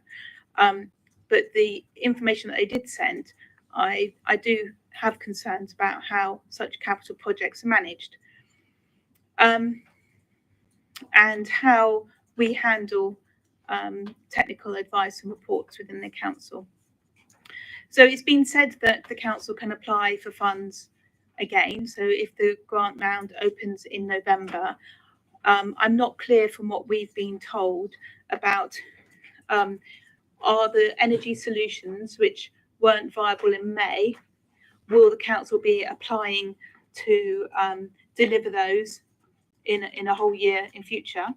Or are we looking at different solutions? So if we're looking at different solutions, how is that going to be funded? Because obviously there's going to need to be more surveys for different solutions. So I do think there needs to be a review of how this project has been managed, and particularly around those issues you talked about in terms of managing risk, and is there different ways of managing contractors and procurement for that? And also, are there delays caused by the council in terms of, planning applications that are necessary and heritage issues? So I think those are really concerned, and we need to see some sort of review in terms of that project team. Are the right people there? Are there others that are needed? Have people left and need replacing? And I'd also like to know, in terms of this project, what are the anticipated financial savings that we could gain from this project? Because I do believe that they're going to be significant, because the running costs of these two buildings are huge. And in the short term, we know that there are leaks and problems with the plant room at the Riverside, and is the council going to have to pick up those additional costs because they aren't going to be included in this project as initially thought? Thank you. Mr. Mitchell, of course. Thank you, Chair. Just to support Councillor Moore and her comments, it is timescale that is interesting me looking at this. We had a survey done in 21, presumably the grant details were available in 22. By March 23, we're aware that we've received the grant funding. So it's now taken from March 23 to October 24 to find that we can't deliver, when there's only effectively 6 or 7 months left to actually complete the whole scheme. So I don't know why you can explain why we didn't know this 5-6 months ago, or particularly at the end of year one when we're supposed to have completed everything. I am somewhat concerned. There's nothing to do with us. It's a government regulation that you don't start your procurement process until year 2, and then you've got to complete the thing within a year. And we all know the difficulty on procurement issues when other parties are involved. You would assume that would provisionally have been done in year 1 to allow to ensure the viability of the project. But that's not our problem. That's the government's problem. My only other concern is you're saying that there's another tranche of funding coming up in autumn 24. What guarantee have we that these 2 projects will meet any criteria that's coming forward? Thank you. Okay, before we go into a general discussion, Mark has advised us this is will be a resolved matter should the executive decide to do that. And so therefore it won't go to council, where I was anticipating a debate. And so what mechanisms you have to you within 5 days of the issue of the decision tomorrow. And really what all you, both of you, if you don't mind me saying, have been told is exactly where that should be. And we're not going to be debating this tonight because you are not part of the executive to debate. Just to say, I am disappointed in relation to this, that we should be doing our business in other forums before it comes here onto the council. Some very important issues I'd like to dispel right now in relation to the total costs incurred to date by the council was £638,643.93. I don't know what the 93 pence is for. I will find out for you, Michael. The money that we've got back out of this has been £465,701.55, leaving an outstanding balance of £1,942.38 outstanding. Well, I can tell you this has been agreed and will be paid to us on the 16th of October of this year. So if you add all those out, get your calculator out, add all those things up, it will tell you there is zero. So it's not cost this council anything. I think the officers have been explained it very well what has happened. I've asked the question because you asked me this question last week, Councillor Moore. I've not had no contact from any contractor. The officers have been dealing with this, and I would add, and so can it be done on time and within budget? That's what was said, and the answer is no, it can't. And I'm assured by the officers with the information I've been given, because I've asked all these questions, we would refund the money, we would end up paying another £1 million near over the budget. On the Riverside, the offer was already 11 weeks late from the original deadline for the submission.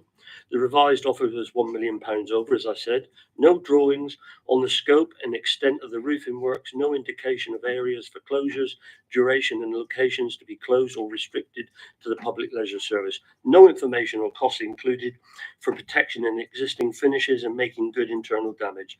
Risks in connection with the surety of the outturn of the costs, including extension provisional sums, uncertainty on the overall programme duration, unagreed contractual conditions and risk allocation proposed by the contractor in their offer. There's a number of other things. So we talk often about risk registers and what's red. This is, I don't know if there's a deeper red, I don't know. This is red as far as I was concerned. As a portfolio holder, in conjunction with this was risk. We had a lot of complaints about another organisation, which we were told it wasn't governed correctly. Was it this? Was it that? We've been left with a bill. I've explained earlier on that that's all now been sorted. I didn't want this council to be put back into that position again, and I'm not going to do it. And I think the executive will discuss this and agree. So I think it's very important that we bring this to the attention, particularly of the media at the back, who I understand are quite interested in all of this. Just to confirm, no money has been spent from this council on this, other than what is being retained from the government grant. Secondly, we allocated £871,000 to this. That has not been spent. That allocation remains there. If we were truly missing an opportunity to deal with something here, we would be proposing in those earlier capital monitoring and all those other budgets to reallocate that £871,000. We are not doing that. That £871,000 stays in the budget for this very, very purpose. So I'm clear on all of that a lot of this information could have been gauged beforehand in a far better way. And so I think a lot of hairs have been running on all of this. And I've got to say, I want to, and I'm going to open it up for the rest of the committee in a moment, I want to thank the officers, because I do know that the due diligence with the presentations I've seen going through all of this has been quite diligent. They have the council's funds and concerns at heart. And there you go. If it comes forward that somehow you've got that mechanism to take it to scrutiny and call it in, do you know what? I think I'd be very proud of the officers in how they defend this decision or defend a decision should the executive do it. And I want to make that clear. And I know the press are here and they need to understand that there's been no waste of money. We're not changing anything. We're governed by government protocols and whatever else. And I understand that it's a treasury thing. They're calling all the money in, and we'll most probably hear on the 30th of October lots of other stuff being announced. And we aren't the only local authority this has happened to do. The officers have been very clear. I understand that some of the difficulties they have, and this wasn't as easy as just going to do that. They were protecting a key asset, the RAM. The key asset, the RAM. You can't muck around with that, in my view. And if some of us can remember the legal problems that we had about 10, 12 years ago in recovery of monies, can you remember that? You've most probably still got the files, Simon, on all of that. We ended up in court cases and all sorts about an overspend. So I think we've done a very sensible thing here. Isn't what we wanted to do. Hopefully we've got all that information collated, that the officers will be ready, up and running, out the trap when the next round comes up. So I felt I needed to defend that situation. As one of the portfolio holders responsible for all of this, it was very, very important. Absolutely clear. It's the best interest of the ratepayer that we were looking at. We weren't going to say to them this time next year, oh my goodness, what are we going to do about that couple of million? What are we going to cut? What services? What are we going to take out? No, we're doing it around the right way. So I'll finish there and I'll open it up. I've got Councillor Vizard, then Councillor Wood. Thank you very much, Leader. I think just first of all to echo the thanks and make my thanks to officers, Joe in particular. This is an incredibly diligent bit of work and report. I know from the visits that I had with Joe to both RAM and the Riverside that these are incredibly complex and challenging buildings. And I know that this report would not have come forward as it has without a lot of very, very detailed thought. So I thank her and her colleagues for that. It's been an outstanding process. It's a very disappointing decision. Of course, it's a disappointing point to come to, not what we wanted at all. However, notwithstanding all of the challenges at RAM, and we know from the roof replacement how challenging that has been and the complexity of that. We know about the timescale of that as well. But it is worth saying that this work has been very valuable. The feasibility study is under our belt and will help us going forward. So it is absolutely not wasted time or money. It's been done in an appropriate way, I think, all the way through. Clearly, this would be a very high financial risk with no guarantees also of success at the end of it. So I think to take any other decision would be bordering reckless, to be honest. So I don't think we have any choice in that matter. It's the right decision. But it is important just to say again, nothing has been wasted here, and there will be further opportunities ahead. This is progressing. That money stays there, as the leader has said, 871,000 committed. That, I think, demonstrates this council's commitment to the net zero projects and how important it is that we tackle the emissions from these two buildings. So in summary, I would say this is very clearly a financial decision and it is not a net zero decision. That's really important to establish. The net zero work continues. Thank you. Thank you. Councillor Wood. Thank you, Leader. I think it's important to recognise that this is a government scheme and it's come with a range of challenging terms and conditions outside of our control, but what they do increase the risk, both financially and in project terms. I've been lucky enough to be on the Project Oversight Committee from the start of this, and I have to say that the commitment and the drive of officers involved is beyond question. If this could have been delivered safely and effectively our officers would have done it. The control mechanisms were very strong. The work that's gone into it, very detailed, as has been mentioned, these are difficult projects to deliver. The RAM is not an easy building to work with, but it would have been delivered if it could have been delivered safely. It's not an opportunity given to councils generally. This is something we have to win. And it's something we are good at winning. We've got a track record of it. A prime example is the solar farm. And by the way, part of the solar farm grant was delivered at the Riverside, a strengthening of roof and a solar array, which helps with the sustainability of Riverside.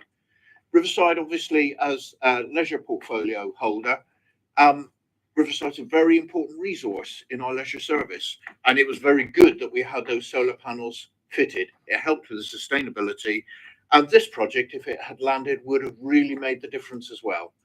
It's not in any way that we're giving up on it. So I think we have to reduce our carbon. It's something we're committed to. We are not reducing that. It's something we take very seriously.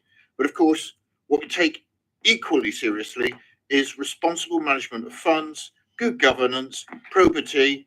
They're all crucial features in any project that we're going to deliver, and they were very present in this scheme. So year one, as Joe mentioned, was feasibility. What is the point of having a feasibility exercise if when it's identified as not feasible, we go, oh, well, never mind, let's truck on anyway.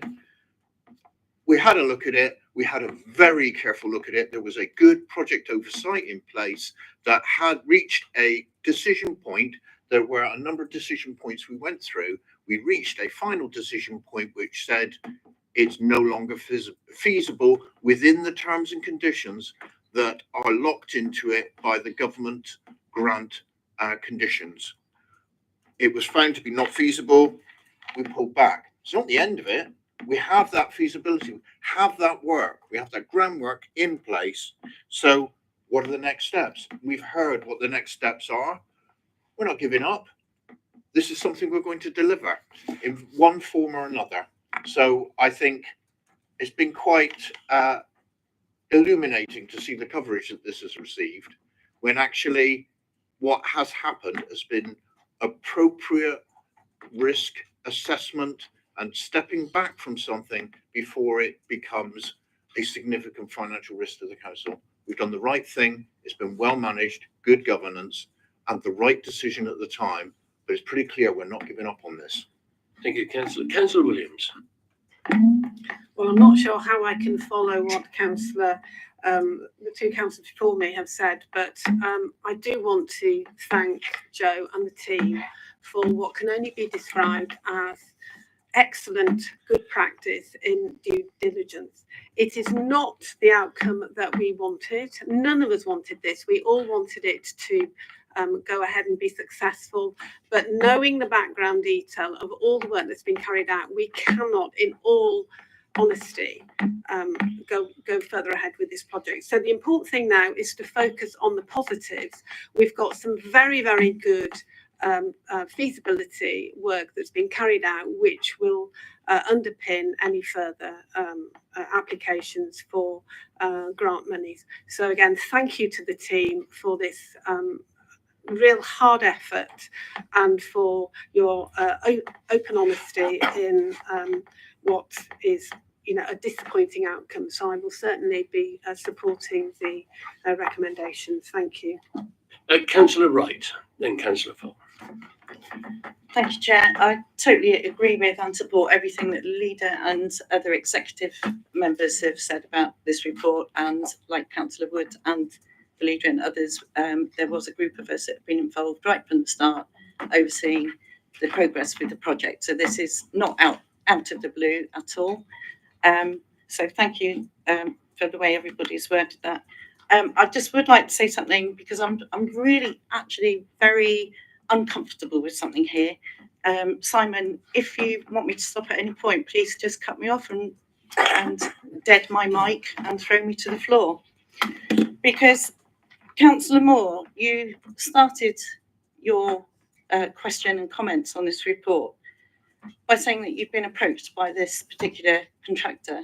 You then said you weren't sitting there as an advocate for that contractor, but you have actually raised numerous questions around the process involving contractors and have said we need to look into the way officers handle communications with them.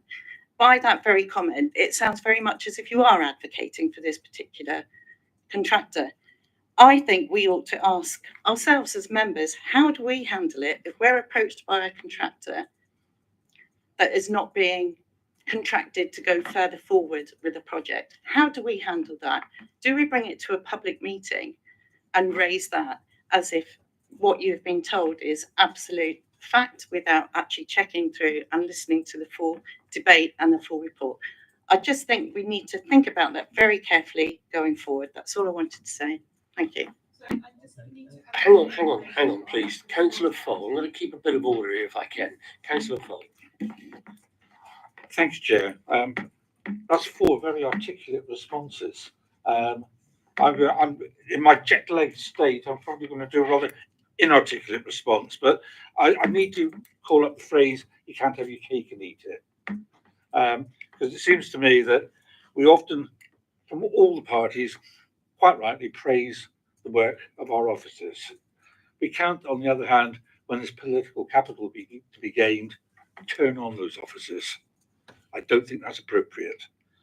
You can also, we and the opposition parties often talk about demanding due diligence, probity, appropriate risk assessments. When those are taken on board and the evidence is clear, again, we cannot ignore them for political capital.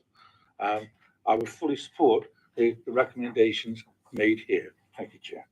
Okay, thank you. Is there any other member of the executive? No. Now, sadly, the Constitution doesn't allow for a debate within this meeting, and I'm not going to have it.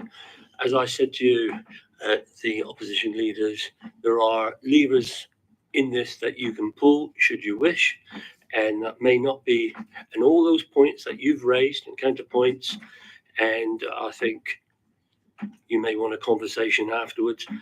I'll leave that to you, but I want to keep the executive to the decision that we have to make now. And we have a decision before us. We've got a decision before us, and there's 2 recommendations that I'm going to move from the chair. And there's no need for you to answer any of those issues, Joe. It's all been covered in the discussion. Thank you. I'm following the Constitution and everything correctly. Any complaints, have a word with the monitoring officer after. So I've got the 2 recommendations here. Can I have a seconder, please? All those in favour of the recommendations? And just to make it clear, It's unanimous, Chair. unanimous, not getting anything under the carpet. It is a resolved matter, and so it won't be going to council. You know what you need to do in order to have that discussion, all those questions, everything, because that is actually where you get to say everything and we don't get to say nothing.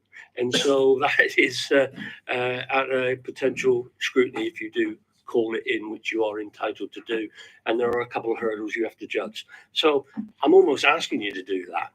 And I think that is where that discussion would need to be. So we're going to move on now to item 13, which is the annual infrastructure statement.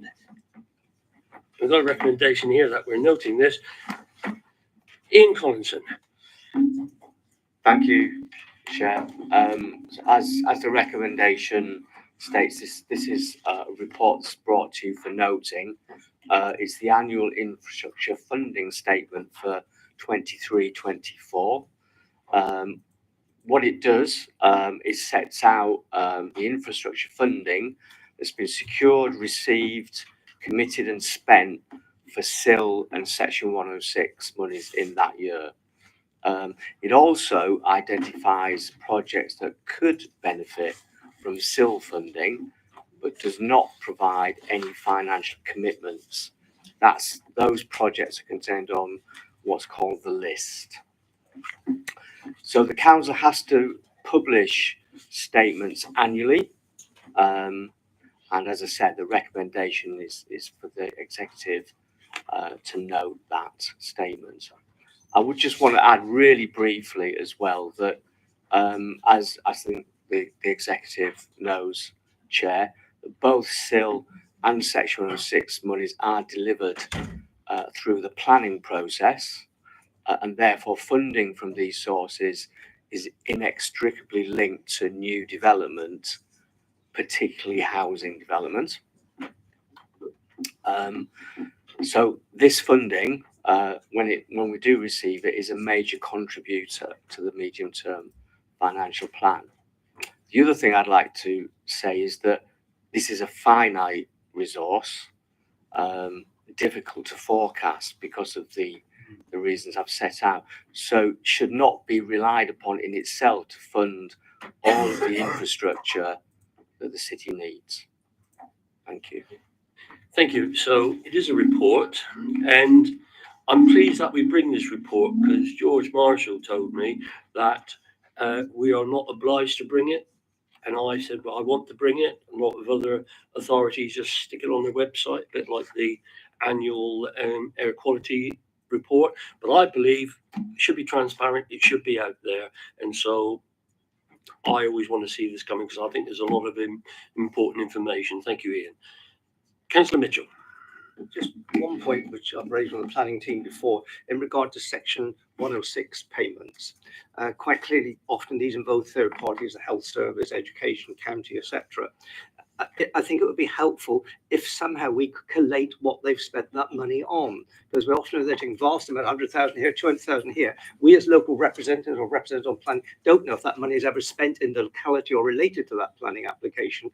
And at the moment, we're just getting totals. And I think it would be most helpful if we can follow up with those other authorities in future years for them to actually indicate the money that's been allocated, how it's been spent to help those communities.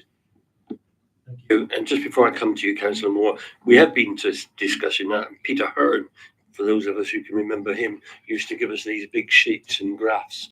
And I know we've now got an office to deal with that. You'll mention that. Don't disagree with any of that, to be quite honest. Councillor Moore. Thank you. I would like to know about, in the chart showing where the funds were spent, about why the SIL raised in the neighbourhood, in the St James Neighbourhood Forum area isn't shown separately, because that's a different amount that is raised from the rest of the SIL. And I think it'd be very helpful if we could see Devon County Council's infrastructure plan at the same time, because we don't see how things align between City Council and Devon County Council. And I'd just like to know, in terms of going forward, how the council intends to consult with communities about this expenditure of the neighbourhood SIL, so that will then obviously be then in line with the regulations. Okay, can I have any other comments? No, it's noting. Just to say, I think it's a matter for Devon County Council to deal with their situation. We're not joined up with it. I don't think we've been taken over by the CCA just yet. So I don't see that. As for the regulations, you mentioned this to me last week. I mean, I don't know if it's Simon or Ian. I've asked that question because I was concerned. It's, are we meeting the regulations? I think it's 59 in it or something. And I've been assured we are, but I'll let the officers speak to that. As for well, these are council decisions, but I'll leave this to Ian and or Simon if they need to comment on any of that point in relation to the regulations, and are we falling foul of the regulations?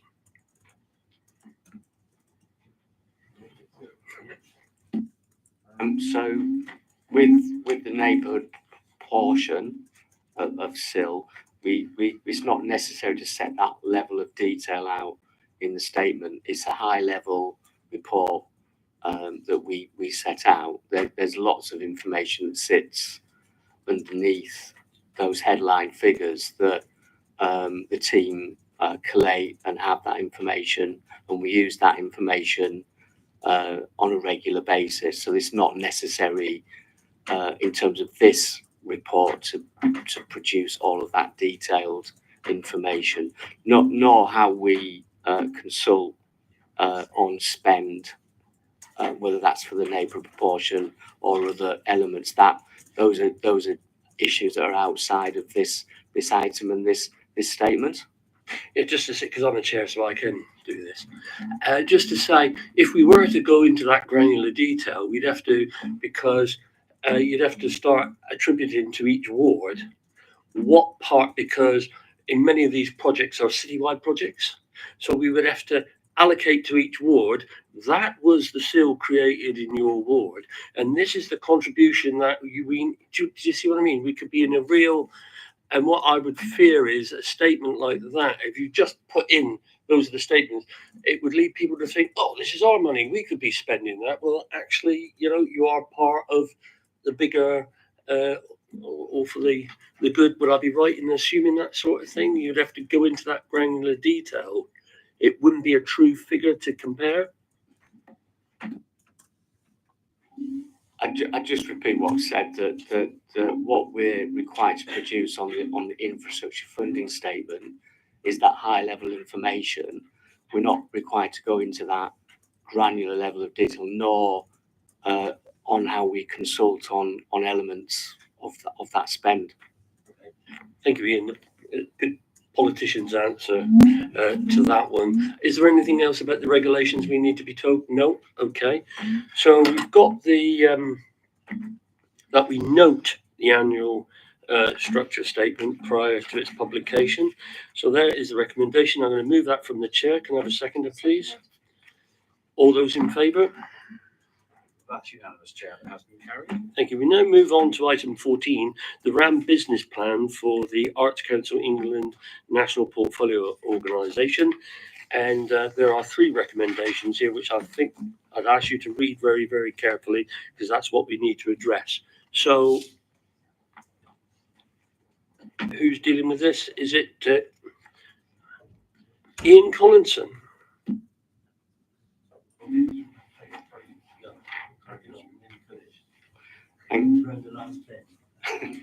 Thank you, Chair. So the RAM is one of our 5 national portfolio organisations in Exeter, which has benefited from Arts Council England funding. The current agreement runs until 2026, and what Arts Council England have announced is an intention to extend that funding by a further year to 27. So the RAM, as an EC service, has entered into the 2nd year of that ACE funding. This funding application, if successful, would result in an additional income of circa 618k. So the actual figure, Chair, is in the report, the pounds and the pence. So this report outlines the business plan that would support a funding application for that extra year. And the recommendation is for the executive is to endorse the business plan, delegate authority to apply for the extra funding, and then authorise the council, if that application is successful, is to enter into a grant funding agreement with the Arts Council England. Thank you very much indeed. Any questions? No. Bob, culture. You want to say anything, Bob? Yeah, £618,363.0. Said I filled that down. Yeah, I mean, only to say it's a no-brainer, because we're not actually spending any of our money. It's an opportunity to give the RAM permission, if you like, to apply for that 1-year extension, to gain that additional over £500,000 funding, and then we decide as part of our budget setting procedures to what extent we do or do not continue supporting them. So fully recommends the recommendation. Thank you. So there we are. We've got the 3 recommendations there, which I'll move from the chair. Bob, would you like the second? Second. All those in favour? Unanimous, Chair. Yeah. It has been carried. Councillor Wright not present. Okay, so we now move on to, oh, we've done item 15, see how time flies. Item 16, Food Law and Health and Safety Enforcement Service Plan 24-25, Simon Lane. Thank you, Chair. This is a statutory report that I have to bring every year to set out what we've done and what we are intended to do with respect to food law and health and safety enforcement. I'll just highlight a few key points. One is that 99% of food businesses are broadly compliant with food hygiene law, which is an incredible percentage within the city. We've got more food businesses in the city than we've ever had before. When we do food sampling, we are deliberately looking for problems. So the fact that 90% of our food samples came back satisfactory is quite remarkable, because we're deliberately sampling to try and find it. And then I think the other thing just to note is that there's an incredible amount of work that goes on behind the scenes with respect to health and safety as well, which is detailed in the report. But you know, the amount of work that goes into working with event organisers to make sure that we have safe and vibrant events in the city, and then the things of the health and safety priorities such as electrical safety, Legionella in spas and swimming pools, gas safety, and sort of general accident investigation. It takes a considerable amount of time which the team spend their time on. Very much, Simon. Very important, actually. Any questions? Councillor Mitchell. Just one for Simon. With the change, particularly in home delivery services, does that have any impact on the work you do between the food being produced in a cafe, restaurant, and the delivery service and the receipt of that food by the customer? Or do we assume, or do you make the assumption that it's all right in the shop, so it must be all right when it gets to the other end? But obviously the onus is on. Sorry. I know you want to get in there. Tell us all about Deliveroo. Yes. Right. Anybody else want to come in on this matter? No? Okay, cool. Right. Sorry, Chair. I forgot myself there where I was. It's the time of night. Yeah, I mean, obviously the onus is on the businesses to ensure that they are doing adequate temperature control and the critical control points are measured. And you know, largely you've got hot hold or a lot of the supermarkets have got specialised delivery vans for refrigeration and freezers. So you know, the onus rests with them. Obviously, we do investigate where we have problems, but you know, a lot of the big organisations are part of primary authority schemes, which we have 7 that we have as a council, and nationally they're going on, where there's a lead authority that looks at various aspects across the whole country and feeds that information out to all the district and city and other councils across the country, so that we've got a good understanding before we're going to look at that for inspection purposes. Like insulation within the bags, etc. That's Michael. Get your chance. Jeannie, just one wish. Okay, so we've got the recommendations before us. It's done. All those in favour of the recommendation? Oh yeah, I need a second. Thank you. All those in favour? And then we move on to Item 17, which is tree and woodland maintenance and inspections contract. Kat, you've been waiting a long time. Here you go. It's your big moment. Right, I'll keep it brief. So the report details the options appraisal carried out in compliance with ECC contract procedure rules and public procurement duty.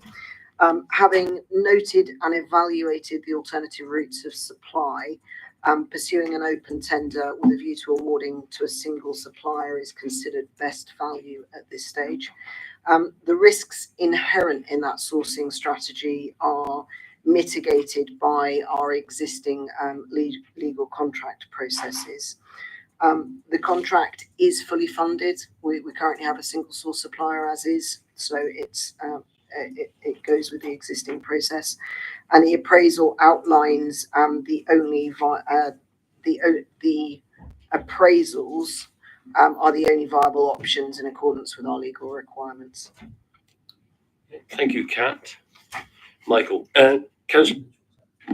Just a question on A2. the option for self-delivery. We talk about the cost of being prohibitive. That's the reason you ruled that out. But we're talking of a contract here of 260,000. So presumably the people delivering it will be making a profit on that 266,000 will be paying them. I just wonder, what are other neighbouring local authorities doing? And is there a possibility that you could consider joint district council cooperation if some are already doing it in-house? Okay, good point. Good policy decision. That could be that's a good point. Right. Do we have anybody else? Councillor Moore. Thank you. I have a couple of questions, please, which are in relation to the works to highways and trees. Is Devon County Council making a contribution towards that contract? How does it link to the delivery of strategies and policies? Will the contractors be informing any of those? And in relation to the ash dieback strategy, there's two budgets, one which is 100,000 a year, and then there's another 147k in the general fund, it seems to me. So does that mean the 147k is going to remain, or is that going to be removed? Thank you. Thank you. Are there any further questions? No? Okay, Kat, can you answer those quick questions? Okay, in terms of self-delivery, the cost associated with the report for contractors will vary year on year because it's triage-based assessment. So in terms of efficiencies, through a single source supplier, we're able to potentially reduce costs annually every year. With an in-source contract, we don't have that luxury. And actually, in regards to absences and any unforeseen costs, although there's a forecast here, the annual expenditure is likely to be higher. So self-delivery is not considered cost effective. In regards to district maintenance and whether there's the opportunity to work with partners, in terms of our requirements as a district, we have a large quantity of trees, and in terms of our strategy for the delivery of our maintenance, we have a high onus on quality of provision. Our partners do not have that onus. They prioritise cost over the quality of service, and as a result, we don't see that there's an opportunity to work with them at this stage because our needs are very different. In regards to capital budgets, the ash dieback budget that you see here is the capital budget. It is a finite pot, so it's not been or it hasn't contributed to the overall cost. However, it's expected that the contract will service that. Obviously, it may or may not last the lifespan of the contracts of the full 7 years, so it can't be included in the contract cost appraisal. Okay, thank you, Kat. There's recommendations in front of us. I won't ask you to second this one. Can I have a seconder, please? Councillor Fold. Oh, well, there you are. Yeah. Let's say Councillor Williams was in the room. Yes, Councillor Williams. All those in favour who were in the room, please show. 6 in favour, Chair, with 2 abstentions. Thank you very much. And then we come on to the last item, which I don't believe is contentious, and this is to recognise a position of Alderman. Richard Branson, Councillor Branson, served on this council for a good many years. We'll go into a lot of detail, hopefully, if this is approved by the executive, and also I think it goes to council on the 15th, that we would make Richard an honorary alderman, much deserved. And one good thing about being an alderman, well, Richard ain't got no sheep anyway, so it doesn't matter. It's not important, so he won't be driving sheep anywhere. But it is very important to recognise Richard's service. I know my group is doing some things, and for the city council to recognise his service as a diligent ward member, very detailed of his ward member, I think that would be appropriate. So I'm going to ask if you would like to say anything, Matt. I would. Thank you, Leader. Yeah, just very briefly, I think this is absolutely the right thing to do. Richard was an extraordinary servant for, I think, 24 years, I think, as a councillor in Newtown and in Newtown St Leonard's. As you say, incredibly diligent caseworker, very, very modest, didn't seek attention at all, was there for the service of his residents, and a real beacon for us all, I think, and a reminder of what good, hard-working, case-working council service is all about. So very much welcome this, and I'm very, very pleased to be able to support it. Thank you. Thank you. Nice way to end. I'm going to move that from the chair. Can I have a seconder? All those in favour? That is unanimous, Chair. That has been carried. Okay, our next meeting is the 5th of November. A lot's happening on that day. A lot's happening on that day. However, Executive, I get a feeling you may be here before then. So, oh, that's right. Thank you very much for your time, everybody. Officers, thank you.